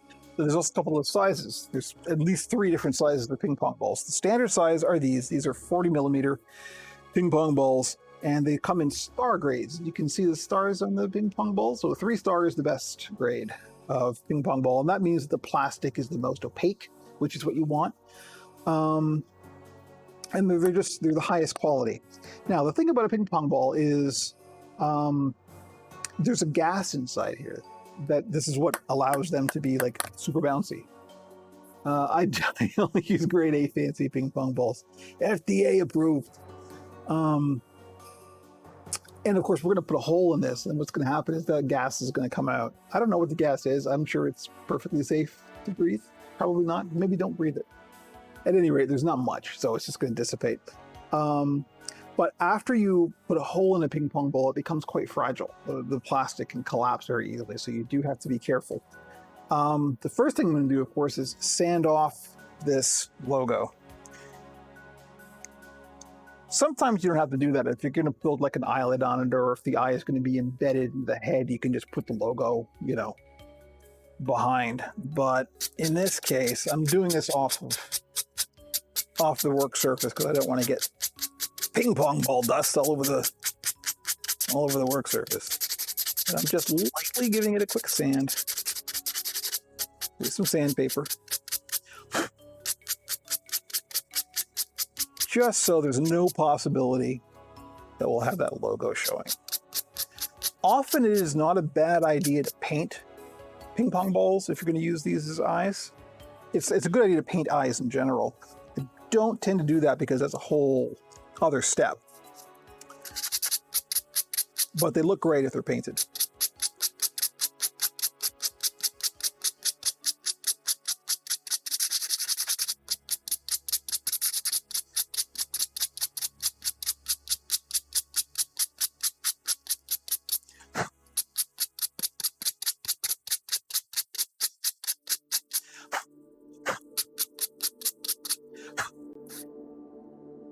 There we go. There are some builders who eschew the use of ping pong balls because the ping pong balls always look like ping pong balls, and so they'll always like do resin cast eyes or something, and that's fine, and that's great, and I get that. Ping pong balls are just super handy. They're easy to work with, and they look good. So I'm okay with using ping pong balls. I could not cast something like this in resin that would be this light as well, and that's another big factor to consider. But this is where we made this piece the other day. This is the back plate for the eyes. And what we're going to do, well, those holes are not big enough, but we'll adjust for that. What we need are a couple of these. A couple of screws. Those are just wood screws. And a screwdriver. And I'm going to put these screws up through these holes. These holes are way not big enough. I may actually have to get the drill press out again. We'll see if the plastic will yield. Looks like it's yielding. So I should point out actually this backplate for the eyes. I measured this out. The distance between this hole and this hole is exactly the width of a ping pong ball. So when you mount a ball on each of these, they're right next to one another. And the reason I do this, rather than just like attaching them each individually, is because since this is going into fabric, but you will lose all your special ping pong ball gas. It's true. I'll make sure to inhale deeply when I puncture the ping pong balls. The reason that I do a back plate on the eyes like this, rather than attaching each ping pong ball individually, is because since we're going directly into fabric, like you can do that if you're going into foam, you can do each one individually. But if you're going into fabric, each of those balls would kind of be moving separately. Which, if that's what you're going for, great. But I'm definitely not going for that. I want the eyes to be nice and fixed. The downside of doing it like this is, I don't know if you can see this, screws, I mean, no matter what you do, screws are kind of wonky and misaligned. This is why it's tough to do the eyelids when you attach the eyelids before you put the hole in the ball, because then it's really hard to get the eyelids aligned. I'm still working on methods for that. In this case, it won't be a problem because these aren't going to have eyelids. These are just going to be white spheres. It doesn't matter what weird angle they go in at. As long as they're sitting side by side, we can accommodate for that. So there we go. We've got our little bracket to put our eyes on. So we've got to make a hole in each ping pong ball. And the way that we can do that is we can either drill a hole or punch a hole. Drilling a hole is generally a bit better. But what I find happens is a little piece of plastic that you've drilled out will end up falling into the ball, and then you'll have a little piece of plastic rattling around inside the ball. And the only way to get it out is to just sit here and like shake it, and hopefully eventually it will hit the hole and fall out. And that I've literally sat here and like shaken a ping pong ball for 5-10 minutes trying to get the little piece of plastic inside out so it won't be rattling around inside the eye. I don't want to do that on stream. So the other way is to get the awl and punch a hole. This is where you have to be careful. Getting an email. Nope, don't worry about that. This is where you have to be careful because, like I said, the precious ping pong ball gas will escape, and then this ping pong ball becomes very fragile and can collapse. So you have to go slow, and you have to have a light touch and be very gentle. So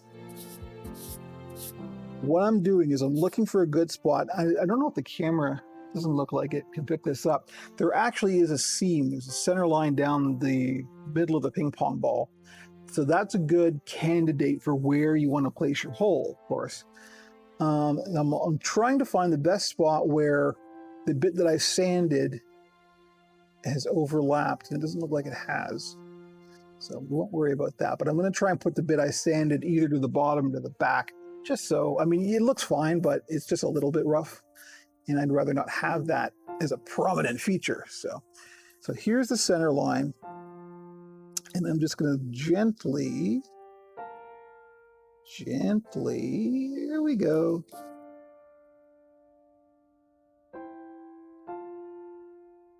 There we go. So there we go. There's a hole in the ping pong ball. We do that again.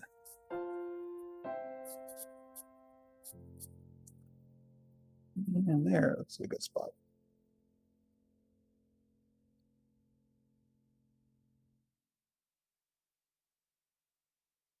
Oh. 2 holes in the ping pong ball. Now, to put this into the head of the puppet, there's a couple of considerations we got to make here. First of all, placement. And also we got to make some holes in here in the fleece. Now remember, before when we did the small, we burned the holes to mount the eyes. That's not a good option here because there's no foam under here. This is just loose fleece. So we can do it, but it's a bit dicey because then you're poking a hot wire down into the interior of this thing and it might hit something you don't want it to. So this is a case where I'm going to punch holes rather than burn holes. And then we're going to put this assembly inside the head with the hole with the screws poking up, and then we're going to screw the ping pong balls down onto the screws. The problem, of course, is then inside the puppet, this is kind of sitting on the puppeteer's hand like this, and we don't want this is just, you know, a bare plastic and metal. We don't want that kind of resting against the puppeteer's hand because it just doesn't feel very nice. It actually feels okay, but it's still not nice. So what I do is I take a little chunk of foam and I glue a little chunk of foam onto here, and that also gives it a bit of depth, so it raises it up off of the hand and gives the head a little bit more definition. So I'm gonna make a little piece of foam here. I should have some scrap down here. There we go. And I'm just gonna cut this with the heavy shears because these are the junk scissors. Doesn't matter what you cut with these. So I'm just gonna cut a little chunk of foam.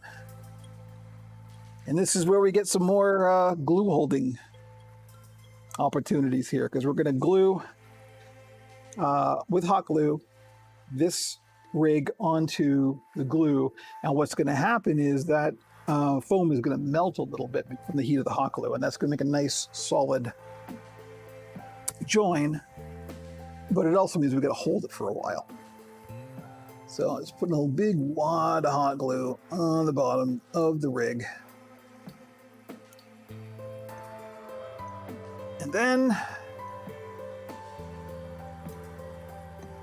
I like to press it down so it's flush. And now we're going to wait for the glue to set. How long have we been going? We have been going 2 hours and 6 minutes. We're not that far from being done. Anybody know any good jokes? That's the problem with jokes, is they're much funnier if you make them up on the spot. I don't know any good jokes off the top of my head. I do know some comedy theory jokes. For example, one of my comedy theories is that the funniest joke in the world is, guy walks into a doctor's office, says, "Doctor, my arm hurts when I do this." Doctor says, "So don't do that." That's the prime joke. That is the essence of comedy is encompassed in that joke. And I can tell you're all laughing, so it's true. All right, how's this? That's not too bad. Still a little warm. But what I'm gonna do, Giuliani walks into a courtroom. Yeah, that's a whole thing that's happening. Yeah. We have a leak. It's all right. So the next thing I'm going to do is I'm going to trim down these edges a little bit because we want this kind of nice and smooth when it goes into the puppet head. So just going to trim off these edges here.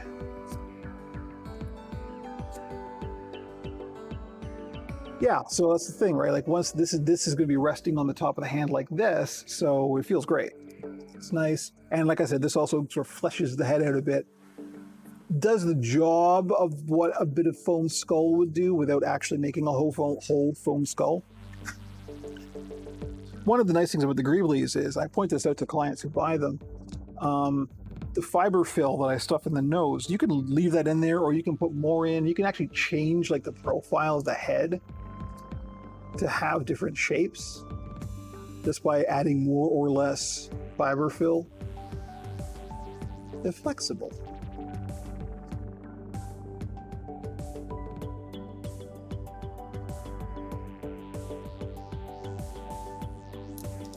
So I'm just trimming away. This is, by the way, this is how you do foam carving. This is just like just little snips. Except for I'm using gigantic scissors instead of teeny tiny scissors. This is it. That's how you do it. As you can tell, I'm not great at it. Okay. So the next thing we got to do is decide how the eyes are going to get placed. This is always a bit dicey, and it always comes out a little bit wonky, but again, I'm not too worried about that. A little bit of wonkiness is nice. But the way that it helps to try and place it is I get the template for the eye rig, I should say, not jig. An eye jig is what I need. You put in the jig and you can make a rig. There we go. So there's the template. So at this point, you need a puppet caltrop. Yeah, actually, that's a good point. Well, I don't know, because you could throw this and it wouldn't land point up. The point of a caltrop is you throw it and it lands a point up no matter what way it lands. This is, you would bury this. This is like what you put in a minefield, right? You put this in, and if you were an ancient Celt, that's what you would do. It's true, the ancient Celts did do stuff like that, put metal spurs. A minefield, it's called a minefield because you mine it, you dig. That's why it's called a mine. It's not named for the explosives, it's named for the act of digging. The stuff you learn on the puppet stream, can you believe it? So what I'm gonna do, this is probably no good puppet warfare, yeah. There's no good camera angle for this, unfortunately. Maybe this one? Yeah, okay, that's all right. Look, I'm wearing socks just for the stream because you occasionally see my feet, and I don't want to show my feet on the stream, so I'm wearing socks. I wouldn't normally be wearing socks. I'm wearing socks for your benefit. So I'm just, you know what, I should put some more stuffing in that head so I can get it all nice and centered, standing up where I can see it. This is how I ship them, right? Like I said, I put them full of fiber fill, just so when they're rattling around in the box, this has got some cushion. Also, of course, I wrap them in bubble wrap, but it's helpful to have this kind of fleshed out. So keep your mouth closed, I'll get the potato chip bag clip.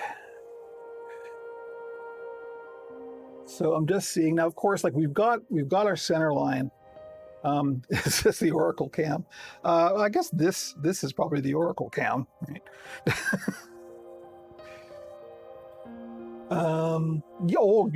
Yes, this is the cam that the Oracle's leaning against. It's kind of halfway between Oracle and Nigel the Duke. If I were to move either of them, the camera would fall down. So behind the scenes. Okay, so because this fabric shifts and stuff as you sew it, our center line isn't generally the exact center line of the puppet now. So you kind of have to eyeball it. Now I think for this guy, I want his eyes fairly high up. There he goes using the gendered language again. Stop it. But what I do is, you see, I place the template down and kind of get a feel for where they should be. And then did I take it out? Did I take it out? Get the disappearing ink pen and kind of using the center line and then just kind of eyeballing to see if it is the center. It's not bad. One eye is usually a little bit forward than the other. That's okay. And then mark.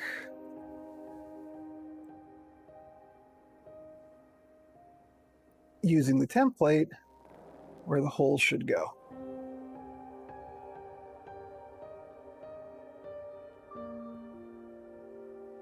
Here we go. So now,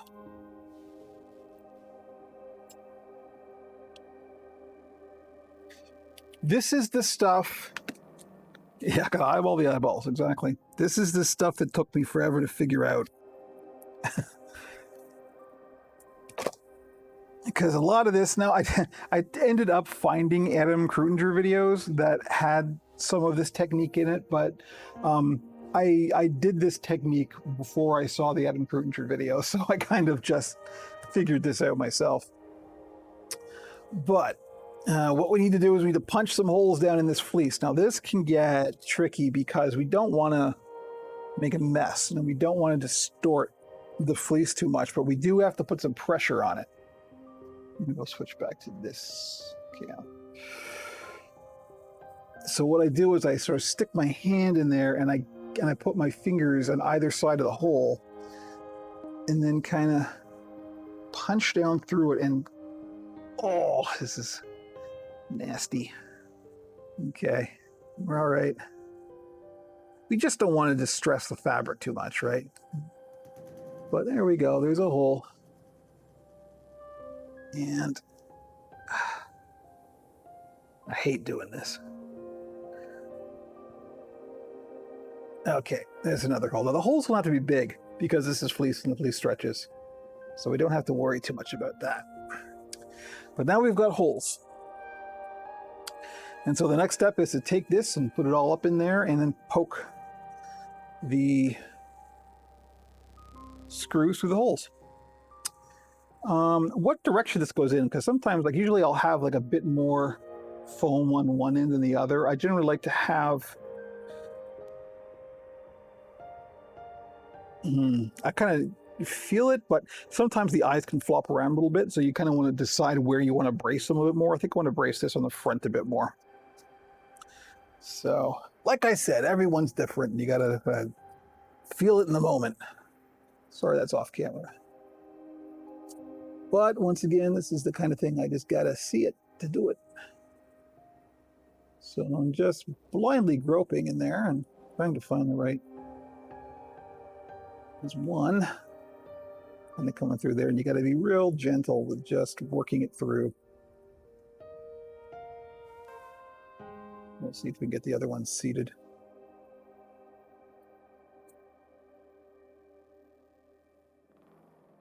There you are. I see you, little wood screw.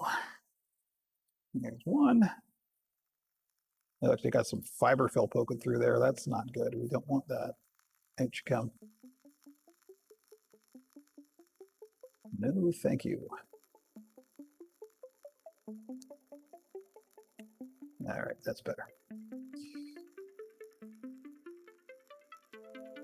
And this hole is not great. This hole is not working out.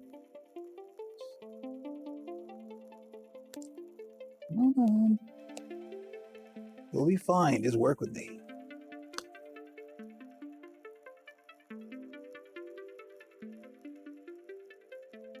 Almost there. Almost there. Come on. There we go. Happy little trees. Happy little eyeball stalks.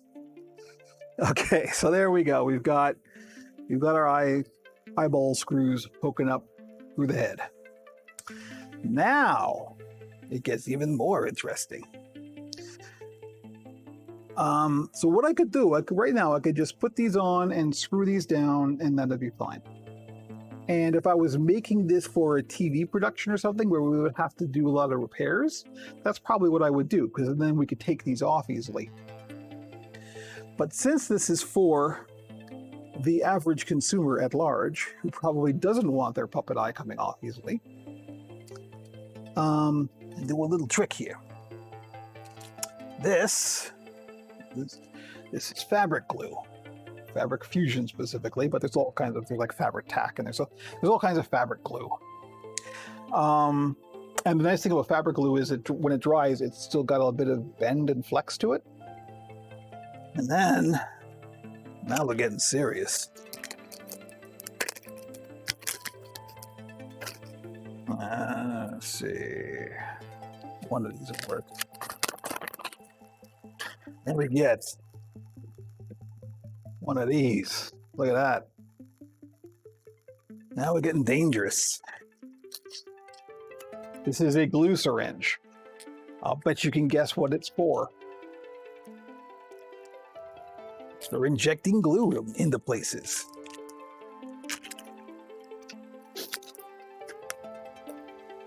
And what we're gonna do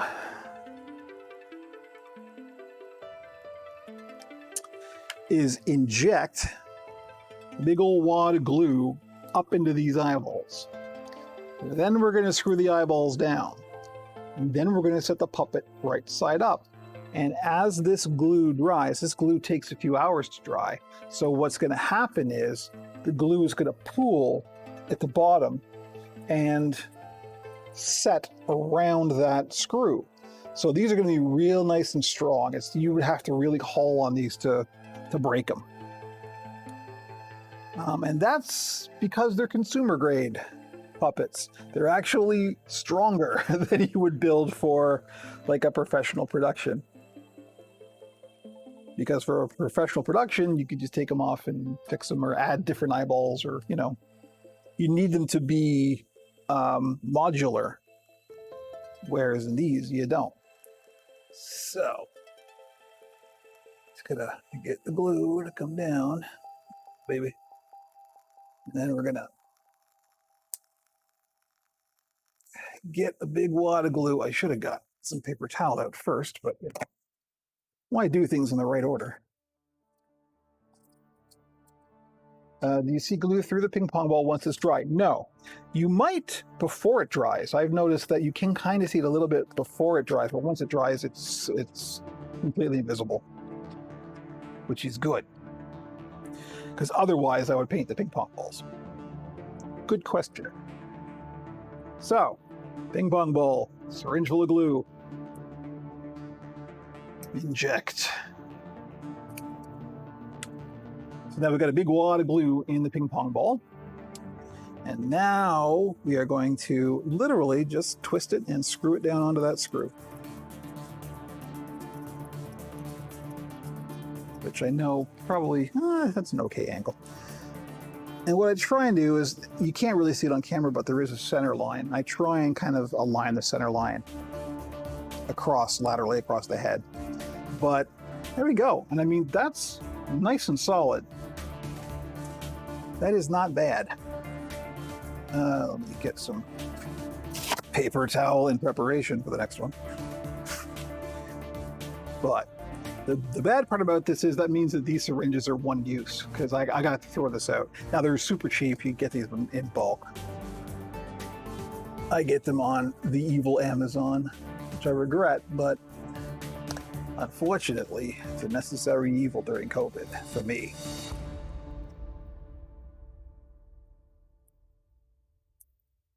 Inject the glue.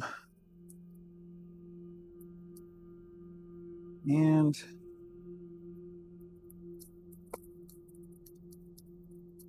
this is one of those places that there can be variation. Every puppet is different, because sometimes the screws are a little bit off, and so one eye will be, like, the eyes will be a little bit more apart than the other. This guy's pretty good. This guy's eyes are nice and straight. That worked out well. So let's put the puppet on and actually see.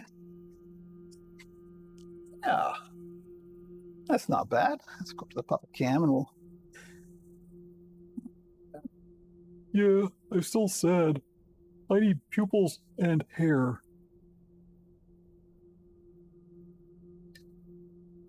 So, you know, it's coming along. It's getting there. Looks like a thing now. But that's how the eyes work. So I'm just putting the stuffing back in his head. So, see, looks all right.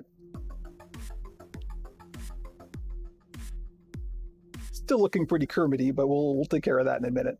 Once the hair goes on, they lose some of their Kermitness. Back on the stand. Put the glue away. We are in the home stretch, kids.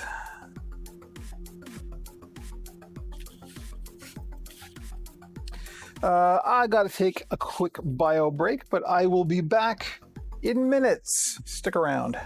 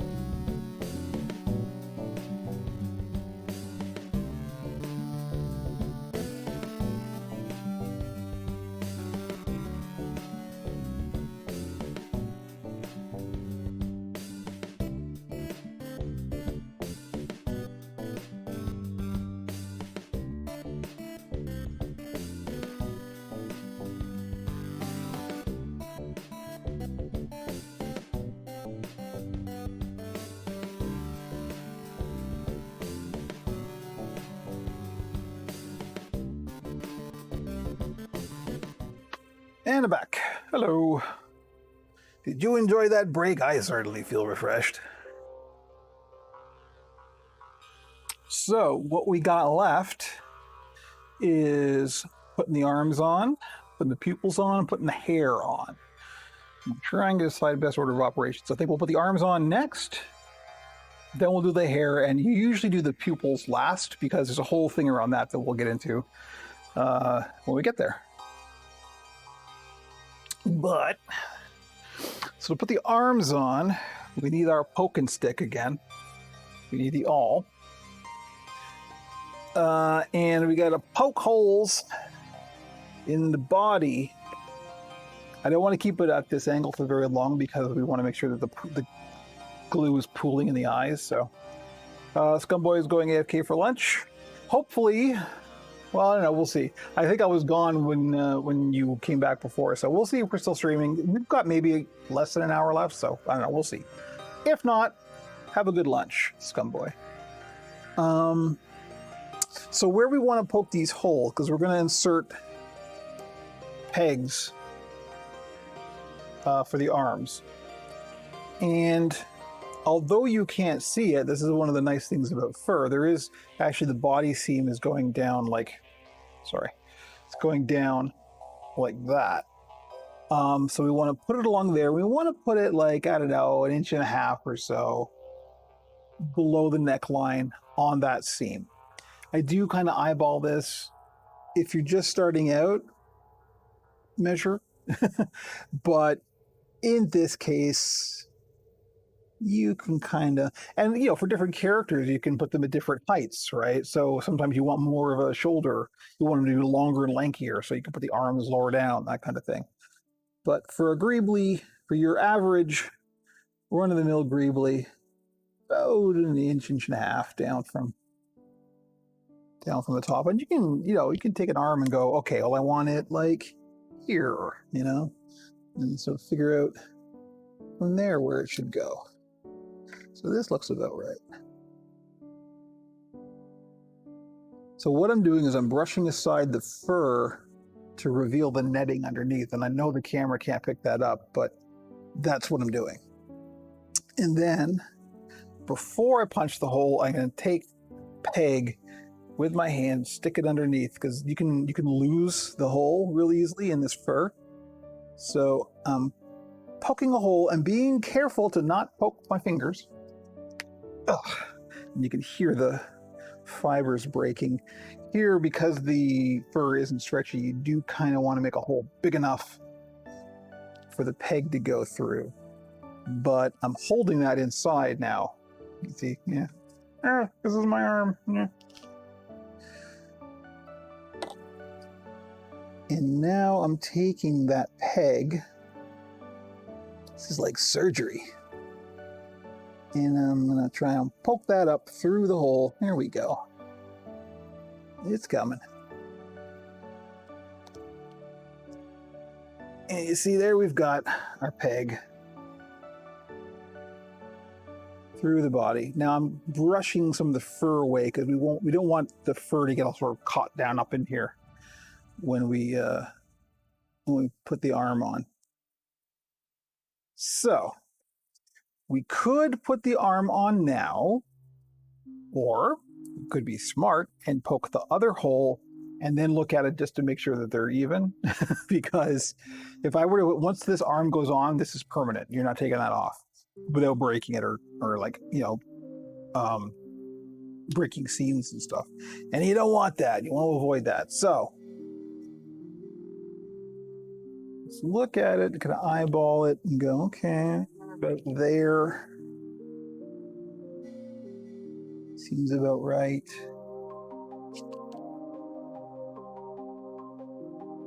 There is a certain degree of just kind of trusting your own feelings. Trust your own feelings. And everything will be fine.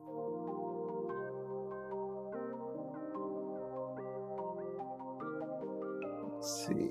Yeah. Again, if it's a little off, it's okay. Fur hides many sins.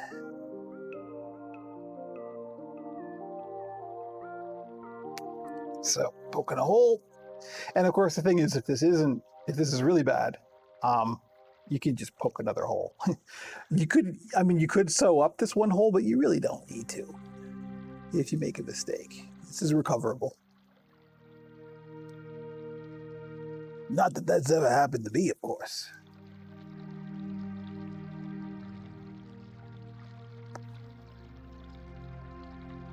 And same as before, made a hole. Now I'm trying desperately to poke the peg up through the hole.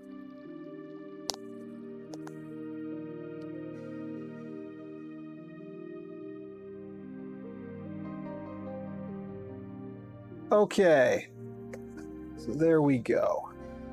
That doesn't look too bad. I think this one's a little bit higher, but that's all right.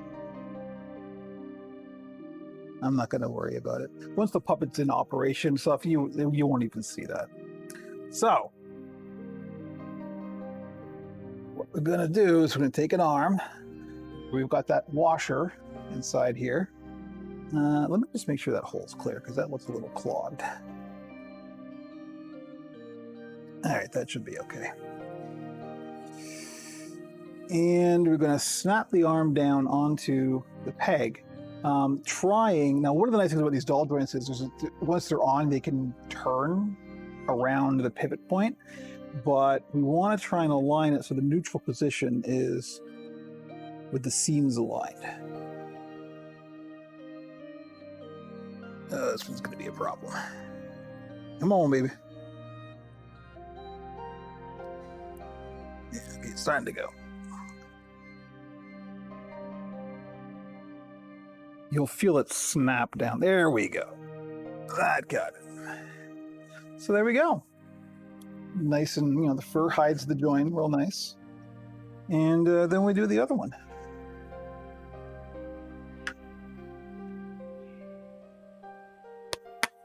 That one went real well. That was super easy. So there we go. There's our arms attached. Let me just, before I show you, let me have a look. Make sure it doesn't look terrible.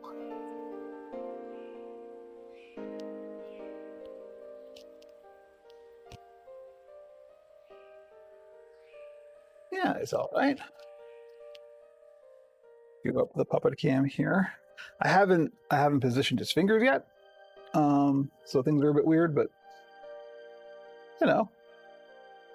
Hi. Still want my pupils. But there they go. You got your arms attached. Now, one thing to do is it's nice to put the fingers in a kind of neutral position. So once the arms are on, you know which is left and right. I like to bend. You've got that wire armature in there. I'm going to bend the thumb,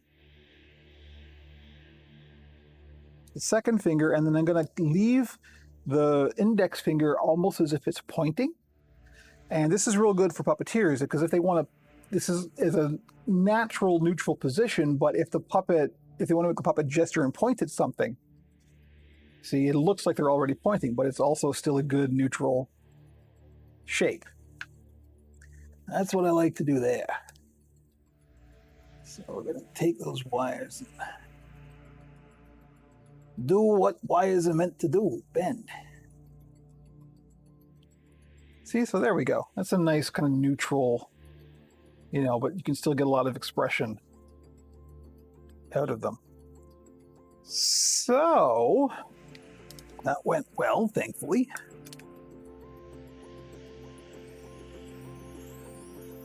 Just gonna stuff the stuffing back up into his head because we're gonna do the hair next.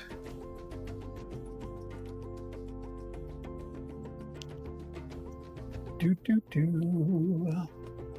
Da, da, do. This is where it gets tricky because with the arm rods on, you got to kind of find a position to put it on the stand, or the arm rods aren't going to get in your way. Kind of adopt this cross position like this. That looks great. Look at that. Maybe we'll do. Yeah, see, looks much better. in this camera angle. So hair. What do I know about hair? First thing, actually, you know what? Before we do the fur part of the hair, we'll do the ostrich fringe part of the hair. In terms of the color, I wandered away to take care of something, and the little guy's almost done. Yeah, we put the arms on. Put the arms on, put the eyes on. But the most exciting part's coming, so don't worry. You haven't missed the whole thing. I just happened to have this ostrich fringe sitting there, so this is the color that we're going to use for the crest. So this is a very similar process to how we did the small, a little tuft of hair on the small. I'm going to put some glue along this edge, and then we're going to roll it up into a little bundle. Maybe we can do this. For this bit, we'll just move this guy out of the way here. We're getting there, Zep. The Greeblee will live today. I just noticed a Star Wars shirt. Nice. This, and my other, the one I wore on, I can't remember, maybe it was Monday. These both came from Star Wars Celebration in Chicago. The one and only time I went to Star Wars Celebration. Scumboy, who is no longer, who's currently AFK for lunch, was also on that trip.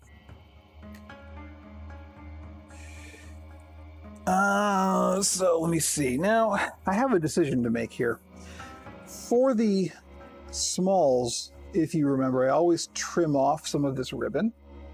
But I don't need to do that for the Greeblees. And in fact, the ribbon's kind of nice because it gives a bit of a thing to glue it down onto the head. But I don't like, this is me being picky, but what happens is, so I roll this up into a bundle, right? And then, let me see if I can show this on camera. This gets placed behind the eyes. Kind of like that. But if you look, you can, I don't even know if the camera can pick this up, between the eyes, in real life, you can kind of see the ribbon a little bit, and I'm not crazy about that. I feel like you shouldn't be able to see that. So one of the things that I started doing with Greeblees is I'll make a little bundle, and then I'll glue some of the fur hair around the base, and then I'll glue it down, and that hides the ribbon. So maybe we'll do that. I think we'll do that. So, get in the barge. Look out, Ma, we're getting barged. A little applicator.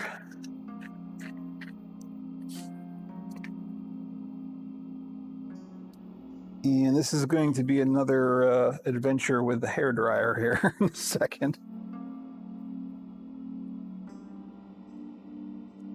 Oh, great. Now the barge won't open. There we go. So, just like we did with the small, I'm going to layer on some glue along the ribbon, and then we're going to roll it up. We're going to dry it, then we're going to roll it up.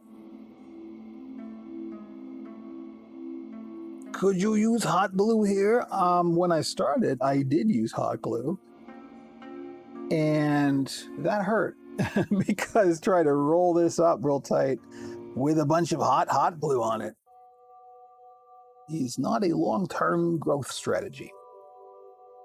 It's a really easy way to burn yourself. So this is where the vastly superior contact cement is your friend.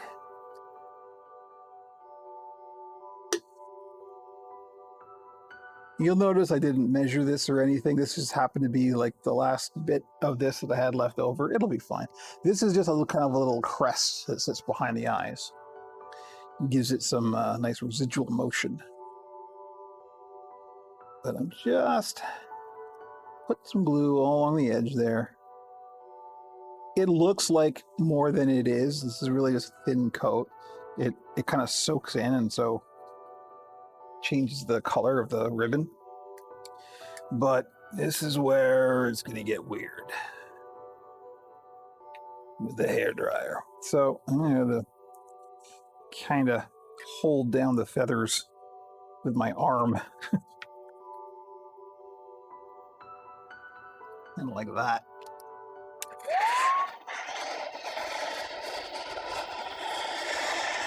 Oh, wait, that's going bad. We don't want to get the feathers stuck in the ribbon.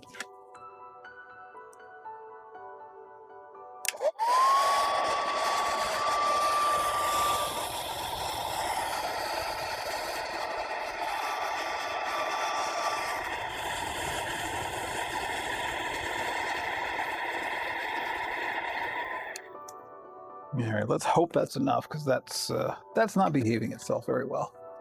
We've got some casualties over here. Let's pull those out. There we go. That's better. So we want to roll this up into a fairly tight bundle. This bundle doesn't have to be quite as tight as the smalls because it's not going into a hole. This just gets glued down as it is. So this can have a bit more of a gauge to it. Probably can't see that on camera.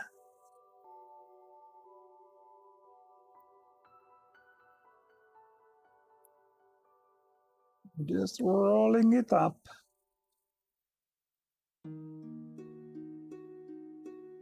Turn the fur, the rolling the feathers.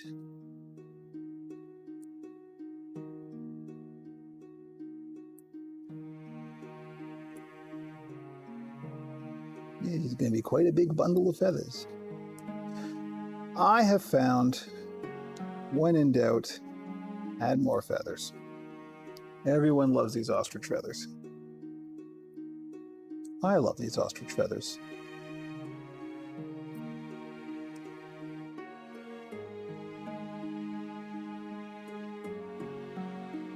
All right. Hopefully that'll hold. I might actually have to stick a little piece of hot glue on the bottom here. I think I do. That's not holding. At the very end here. So here we go. It's going to burn. Feel the burn. If you're careful, you don't burn yourself. This is me being very careful. And of course, we just need to sit here and hold it.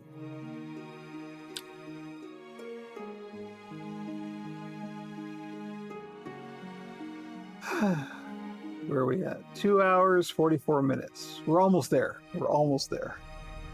This is good because it demonstrates to me, like I've never actually sat down and calculated how many hours it takes to make a puppet. Like I said, I do my pricing based on in-studio sessions. So this is interesting. Of course, this doesn't factor in the time that I did off stream sewing the head together, but so I don't know what the last stream was like. What, 3 hours, almost 4 hours? This one's 3 hours, so it takes about 8 hours to make a Greeblee. Would have been a push to get it all in one stream. Yeah, it really would have. The only reason I thought I could do that was because I have sat down and done a whole Greeblee in one go, but again, that was 8 hours of, of sitting there doing that. I just hadn't calculated how many hours it was. So there we go. Nice big bundle of feathers. 24-hour build stream. Well, here's the thing. One of the reasons why I wouldn't mind building on this lovely little community that we've got going here is I would love to get big enough to do charity streams. And a 24-hour build stream would certainly be on the table, although I don't know if I could do that. I'm 52 years old, folks. That might be a stretch, but certainly like build a puppet in one session would be on the table for something like that. So we'll see. So now that I've got my little bundle of feathers here, we need to get the fur. Well, do we need the bark? barge? Yes, we do need the barge. For this next bit, we need the barge. Let me see if I can get this fur out without knocking everything over. Okay. So this, of course, is the same fur that the body fur is made out of. And this is what we're going to make the hair on the top of the head and the little rim. So, once again, remembering we've got our arrow showing the direction of the fur, and I want the fur to be going down. I'm going to build a little rim that goes around the bottom of the feathers. So we've got our scary razor blade again, and I'm not even going to trace this out. I'm just going to kind of eyeball. We just need a little strip. So doesn't have to be even or anything. Just needs to exist. There we go. There's our little strip of fur. And for the hair, there's a little bundle of hair on the top of the head, like a fur. Let me get this stuff out of the way. The way I measure that, I don't actually have a template for it, but I do have a can. So what I do, this is spray adhesive. This is Super 77 spray adhesive.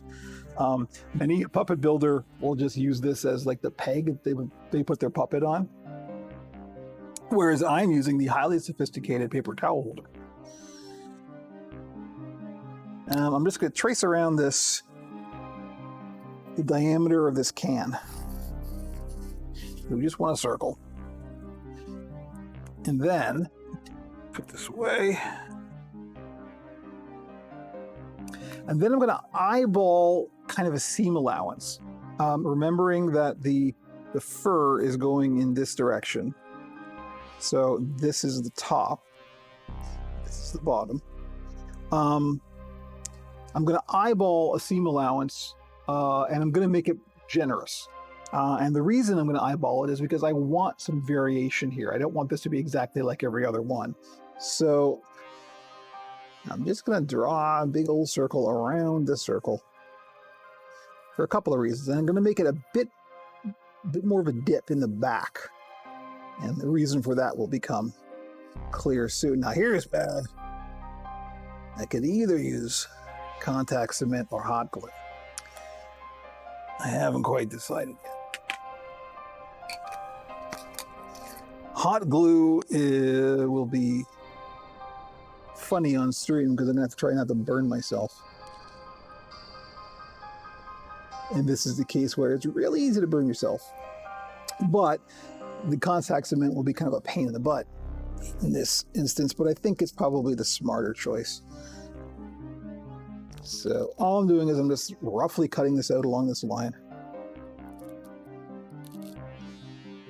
We've got, almost have, our circle of hair.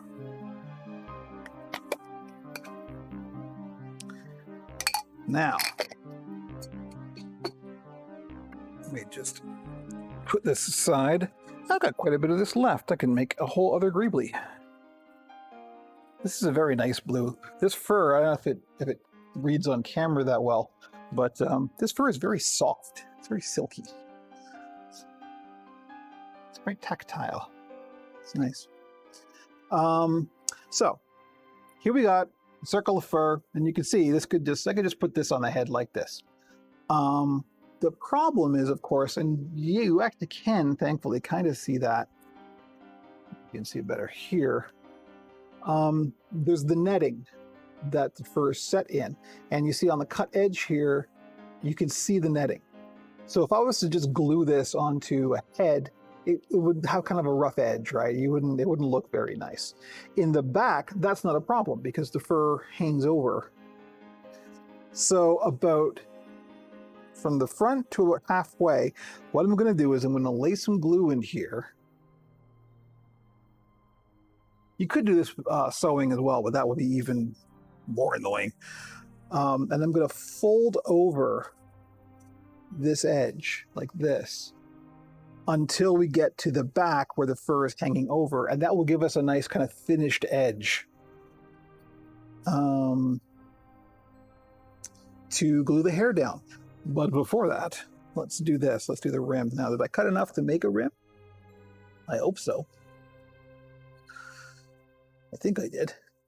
I cut way more than I need to make a rim. That's fine. So you see, that's all I'm doing is I'm just wrapping it around the bottom here.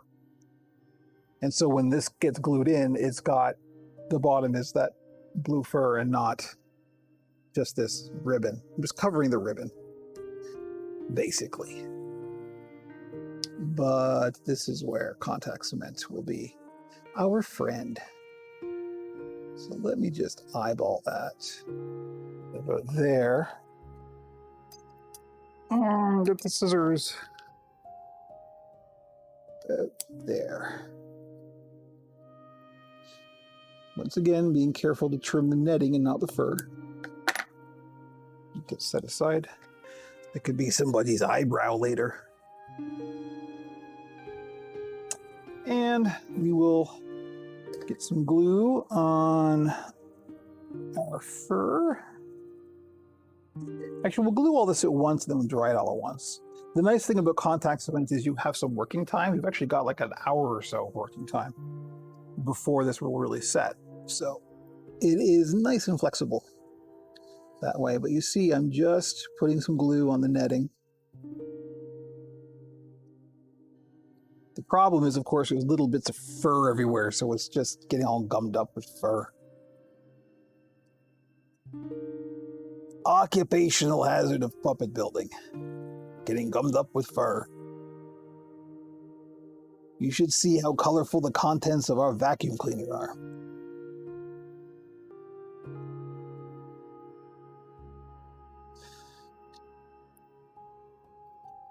The reason that we have colorful contents of vacuum cleaner is so we don't have colorful hairballs from cats. Because Jimmy is a vacuum and he will eat bits of fur that are around. Because he's not quite right. So I'm just putting a little glue on the bottom of that ribbon. And before we get the hairdryer out and make a big mess, I'm going to glue... Oh, got a new follower! Amerimut, hello! Welcome! If you want to know anything about building puppets, you come to the right place. So we're just putting some glue, goopy glue. I got to thin this out pretty soon. Along this edge so we can fold it over and make that nice clean edge. And man, this is getting lots of fur in it. Look at this. Look at this. It's just goopy with fur. That's all right. What I want to do is try and make sure that that fur stays on this thing and not into the glue pot itself. Because otherwise I'll be gluing something that doesn't have fur on it and suddenly it'll have fur on it. And we don't want that.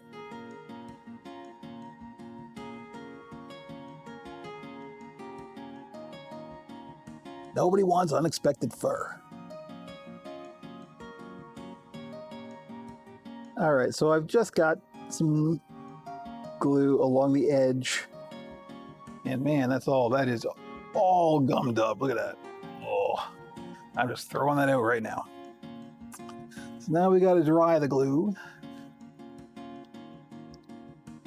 Oh, don't close it wrong. There we go. That's it for the contact cement. So, very carefully, because this is going to blow around all over the place.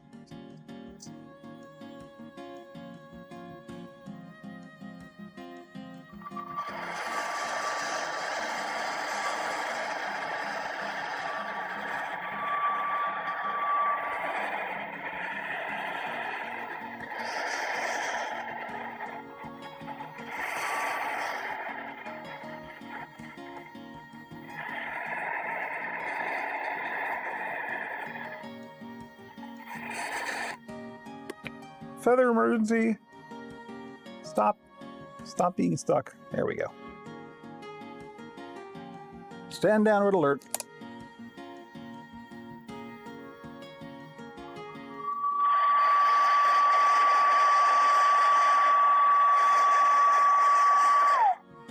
All right.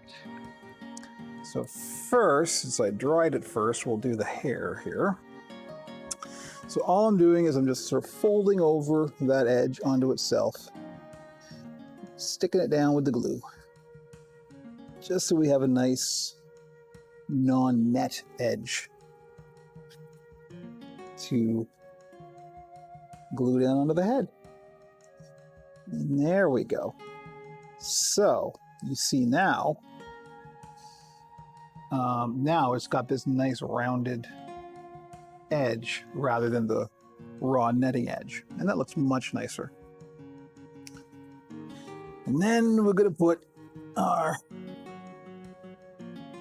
rim, our ribbon camouflage on here. I'm putting it so the fur is pointing up once again, so the netting is not being visible.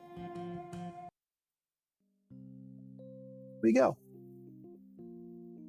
Nice little, see how nice that looks?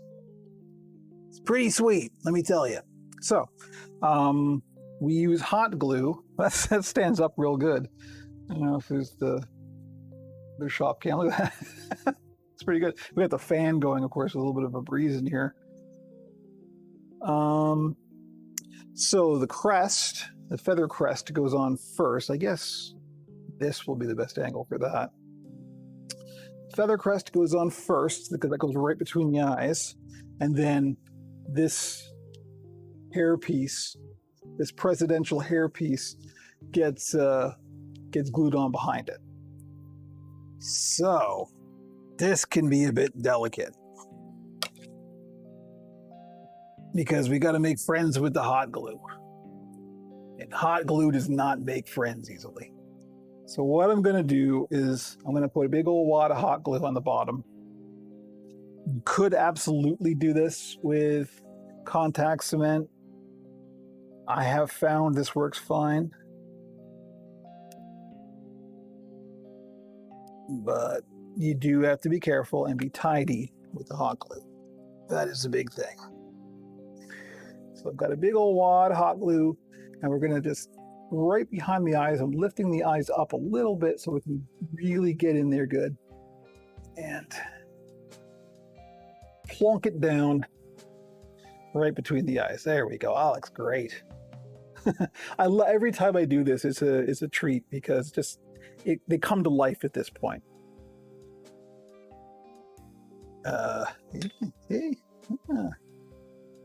So, next thing is to take our toupee, and that gets glued on back here like that.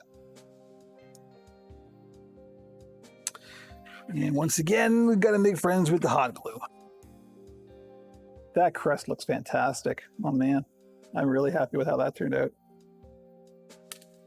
Yay!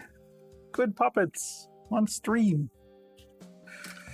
So, once again, drop it in the hot glue. I think I have enough here. Go around the rim and also in the middle. Now, remembering that head is full of fiber fill right now, so I can press this down nice and hard, and that will get down to the fibers. There we go. So this is where you got to be really careful. There we go. Nice. All right. There we are. Folks, we're almost done.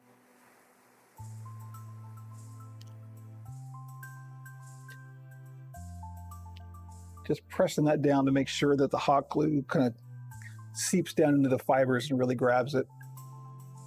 And that we don't have any nasty bits of netting or glue showing. That also would be bad, but that's real good. I am pleased.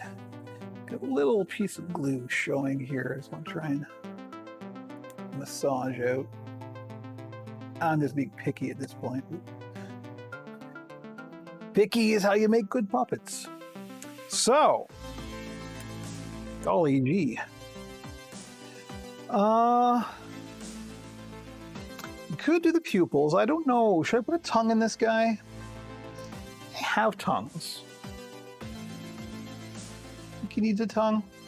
I don't generally put tongues in regular Greeblees. Sometimes I do. Maybe this guy, because it's red, right? I'll put a red tongue in here, and that adds a nice little color contrast, I think. So maybe we will. What's my other Greeblee? No, he doesn't have a tongue, so maybe we will do a tongue for this guy. I love it when the strands of fur kind of hang down over the eyes in a very kind of 80s hairstyle. No tongue? You don't think he needs a tongue? Maybe we should do an audience. I'll do a poll. Let's see. The variations that I have is I got these. Sorry, there we go. I got the red tongue. I also, somewhere. Ooh, am I all out of the pink? No. Oh, those are really small though. These are ones that are carved for the smalls. I don't think I have any pink tongues in this size. Golly. No, I don't. Well, that answers that. What I do have are a slightly different shape than pink. Let's just look at it. We'll just look at it. We'll actually put it in and look at it. To quote Rosencrantz and Guildenstern are dead, pragmatism. Is that all you have to offer? That's kind of weird. Let me see. What camera can we get that at? How about? So there's that tongue. Not sure I like that. I don't think I like that very much. Greeblees are kind of pointy, so they need a pointy tongue. So the other choice is this one, and I think that one looks better. Yeah, oh, you know what? Yeah, with the black and the red and the green. Yeah, we need that. We need the tongue. We need it. There's no debate here. You got to get that tongue. It's enough of that joke. Thank you very much. So, oh, get in there. You're not behaving. I thought you were a nice Greeblee with the behaving.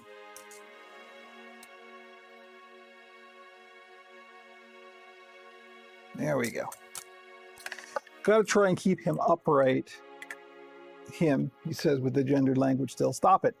Got to try and keep them as upright as possible right now because we still haven't, the glue in the eyes hasn't set yet. So we want to make sure that that's gonna, gravity will do its thing.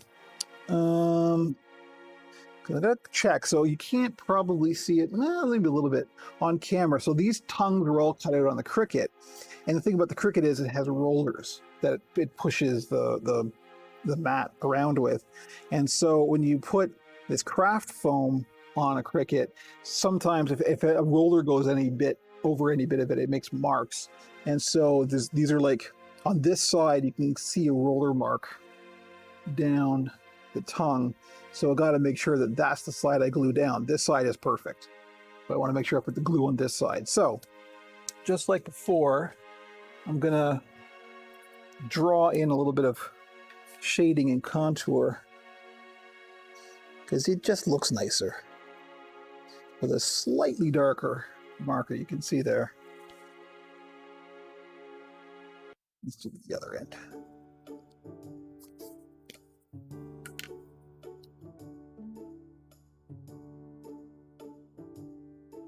And this just adds a little depth.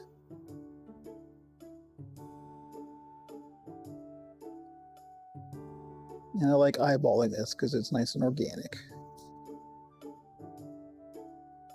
But you know, a real human being worked on this. A real human being who has trouble with depth perception.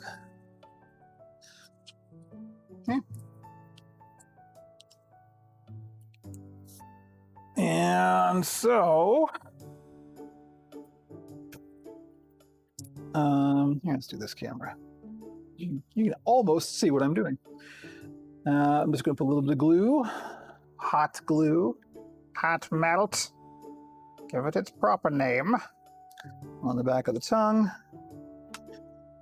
And then just lay this in carefully, making sure it's centered and even. Go. There you go. He's got his tongue. So, we are now down to the very last thing. And we have a bit of a lesson for this, because this is one of the most important aspects of puppet building. Is this the first Greeblee ever to have a tongue? Oh, no. I've had lots of Greeblees. I've had tongues before. I just kind of decide in the moment whether it looks, it looks like it needs it. If I do a black mouth, I usually won't do a tongue, as you can see on that Greeblee there. But sometimes it feels right. Usually on a deluxe, I'll do a tongue. Usually on a basic, I won't. But the tongues are like they're not time consuming. They're not a big deal. So I don't worry about it too much. I'll put a regular tongue in a basic Greeblee, just like we did just now. It really depends on the build. And again, I'm trying to make all of them at least a little bit different. So it's just one of those optional things I can add or not to make this character, as unique as possible. So the very, very, very last thing are the pupils. And pupils on a puppet are one of the most important things. This can make or break the character. And what is important, there's like size and color of pupils, and that can all vary. I do very Muppet style pupils with just like the ping pong balls and the black dots. That's my favorite. There are lots of other kinds where you can do irises and you can do glass eyes, and there's all kinds of things you can do. But where the pupils are placed on the eye is the big deal, because what you want to do is achieve eye focus. And that's so when the character is looking at something, you can tell easily that the character is looking at something.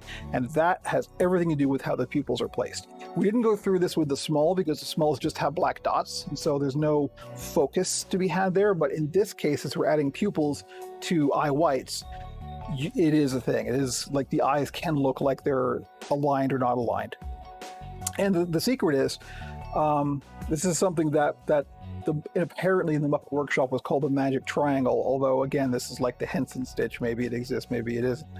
But if you make them slightly cross-eyed, and in some cases quite dramatically cross-eyed, you create a vector plane where the two eyes will, if you imagine like rays coming off of the eyes, you want the lines to converge at a point.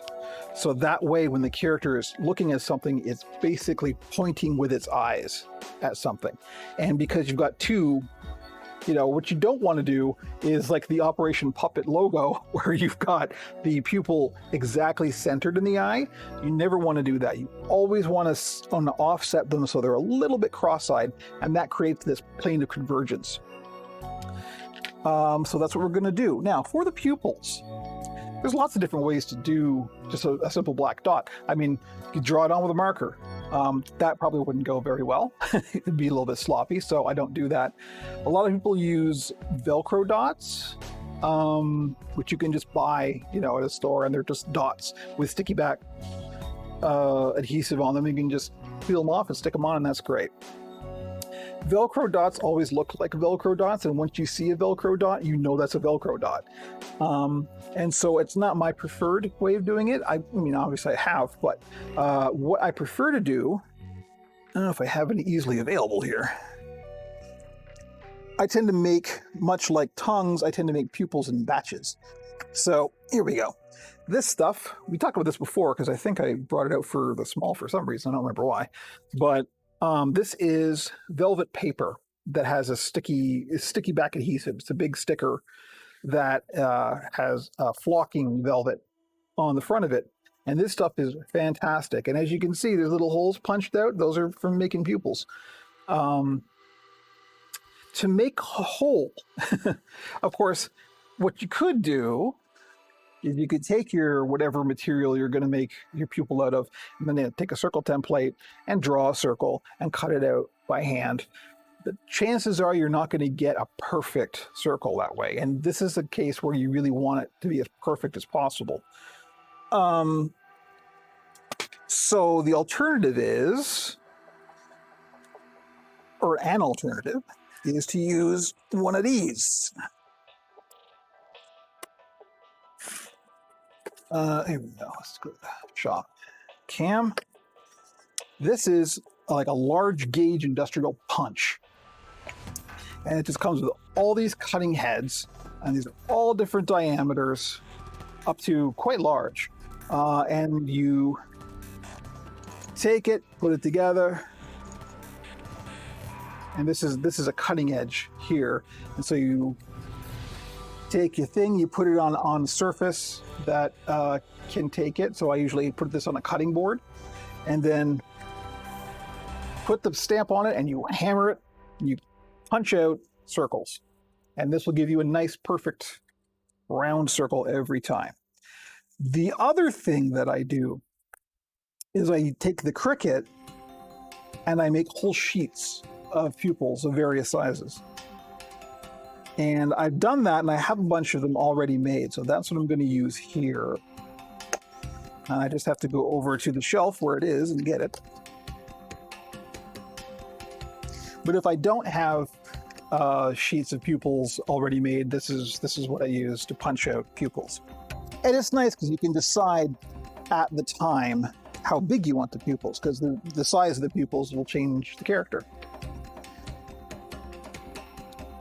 I think the pupils I'm using here are about a 1/2 inch diameter. That's the standard Greeblee size, but let me go and grab these. Now I'm gonna take a couple of pins with me, and I'll show you why momentarily. I have to keep them over here because they're on the Cricut mat, and when you peel them off the Cricut mat, the backing comes off, so I kind of have to treat them like I can't bring the sheet over and show you. This is on the shelf here. But what you do when you're aligning your pupils, I think this is probably the best angle to show this at. So what I've got, let's do this. What I've got is this is sticky back velvet. It's been cut on the Cricut, and I've just gently pushed them onto a couple of pins. And so then what you do is you place the pupil about where you think it should be, but you keep the pin in it. And I'm not pushing down hard, I'm just kind of tacking it on there. And then you just kind of stand back and look and see how you think the eye focus is. I think this one wants to come down. So then you can sit here and do this for hours. you can adjust the eye focus over and over again, and it will probably never be perfect. This is something that on set they have to do a lot, because different camera lenses will change how the pupils look when the character's looking at the camera. But let's see, maybe we can do, actually let's do this. There is where the pupils are set. So once you've got them in a place you like them, press them down and pull the pin out. This will not affix them permanently. You notice I haven't put any extra adhesives on here or anything. That's intentional. Because depending on who buys this puppet, they may want to change the position of the pupils. So this leaves them that option. They can take a pin and gently peel off the pupil and reposition it, or add different pupils if they want. That is something that's very specific to individual puppeteers, so it lets them kind of have that option. So folks, kind and gentle viewers, we have a finished Greeblee. Yeah, let's see. Get him out here. I still got a little bit of fiber fill in his head to give him some shape. I'm still saying him. Now see, his eye focus is a little bit too high right there. I'm trying to go into the camera, so there is where he is. So I'll play around with that eye focus before it goes up on the shop, because I've got some fiber fill in here, and that's changed the profile of the head, so the eyes are kind of looking up a little bit more, whereas they were down here before, right? But nevertheless, there's our Greeblee. One done Greeblee. I don't look quite as sad anymore. He doesn't. He looks concerned, but he doesn't look sad. So that's good. So there we go. One Greeblee. We did it. The Greeblee be done. So I guess that'll do it for today. How long do we go? 3 hours and 17 minutes. Not bad. Not bad at all. So I guess that means I have to think of something else to do for Friday. I will, don't worry. It may just be messing around and doing things like making features and things. Thanks for joining us, Pi. Thanks for joining the stream, everybody. I'm going to head out now, get me some lunch, adjust those pupils a little bit because they are a little high. And anyway, so next stream is Friday. We'll figure out what we're going to do then. It may be building, it may be tinkering around with some features. We'll see. I'll figure it out. But until Friday, thanks for joining me, and I'll see you next time.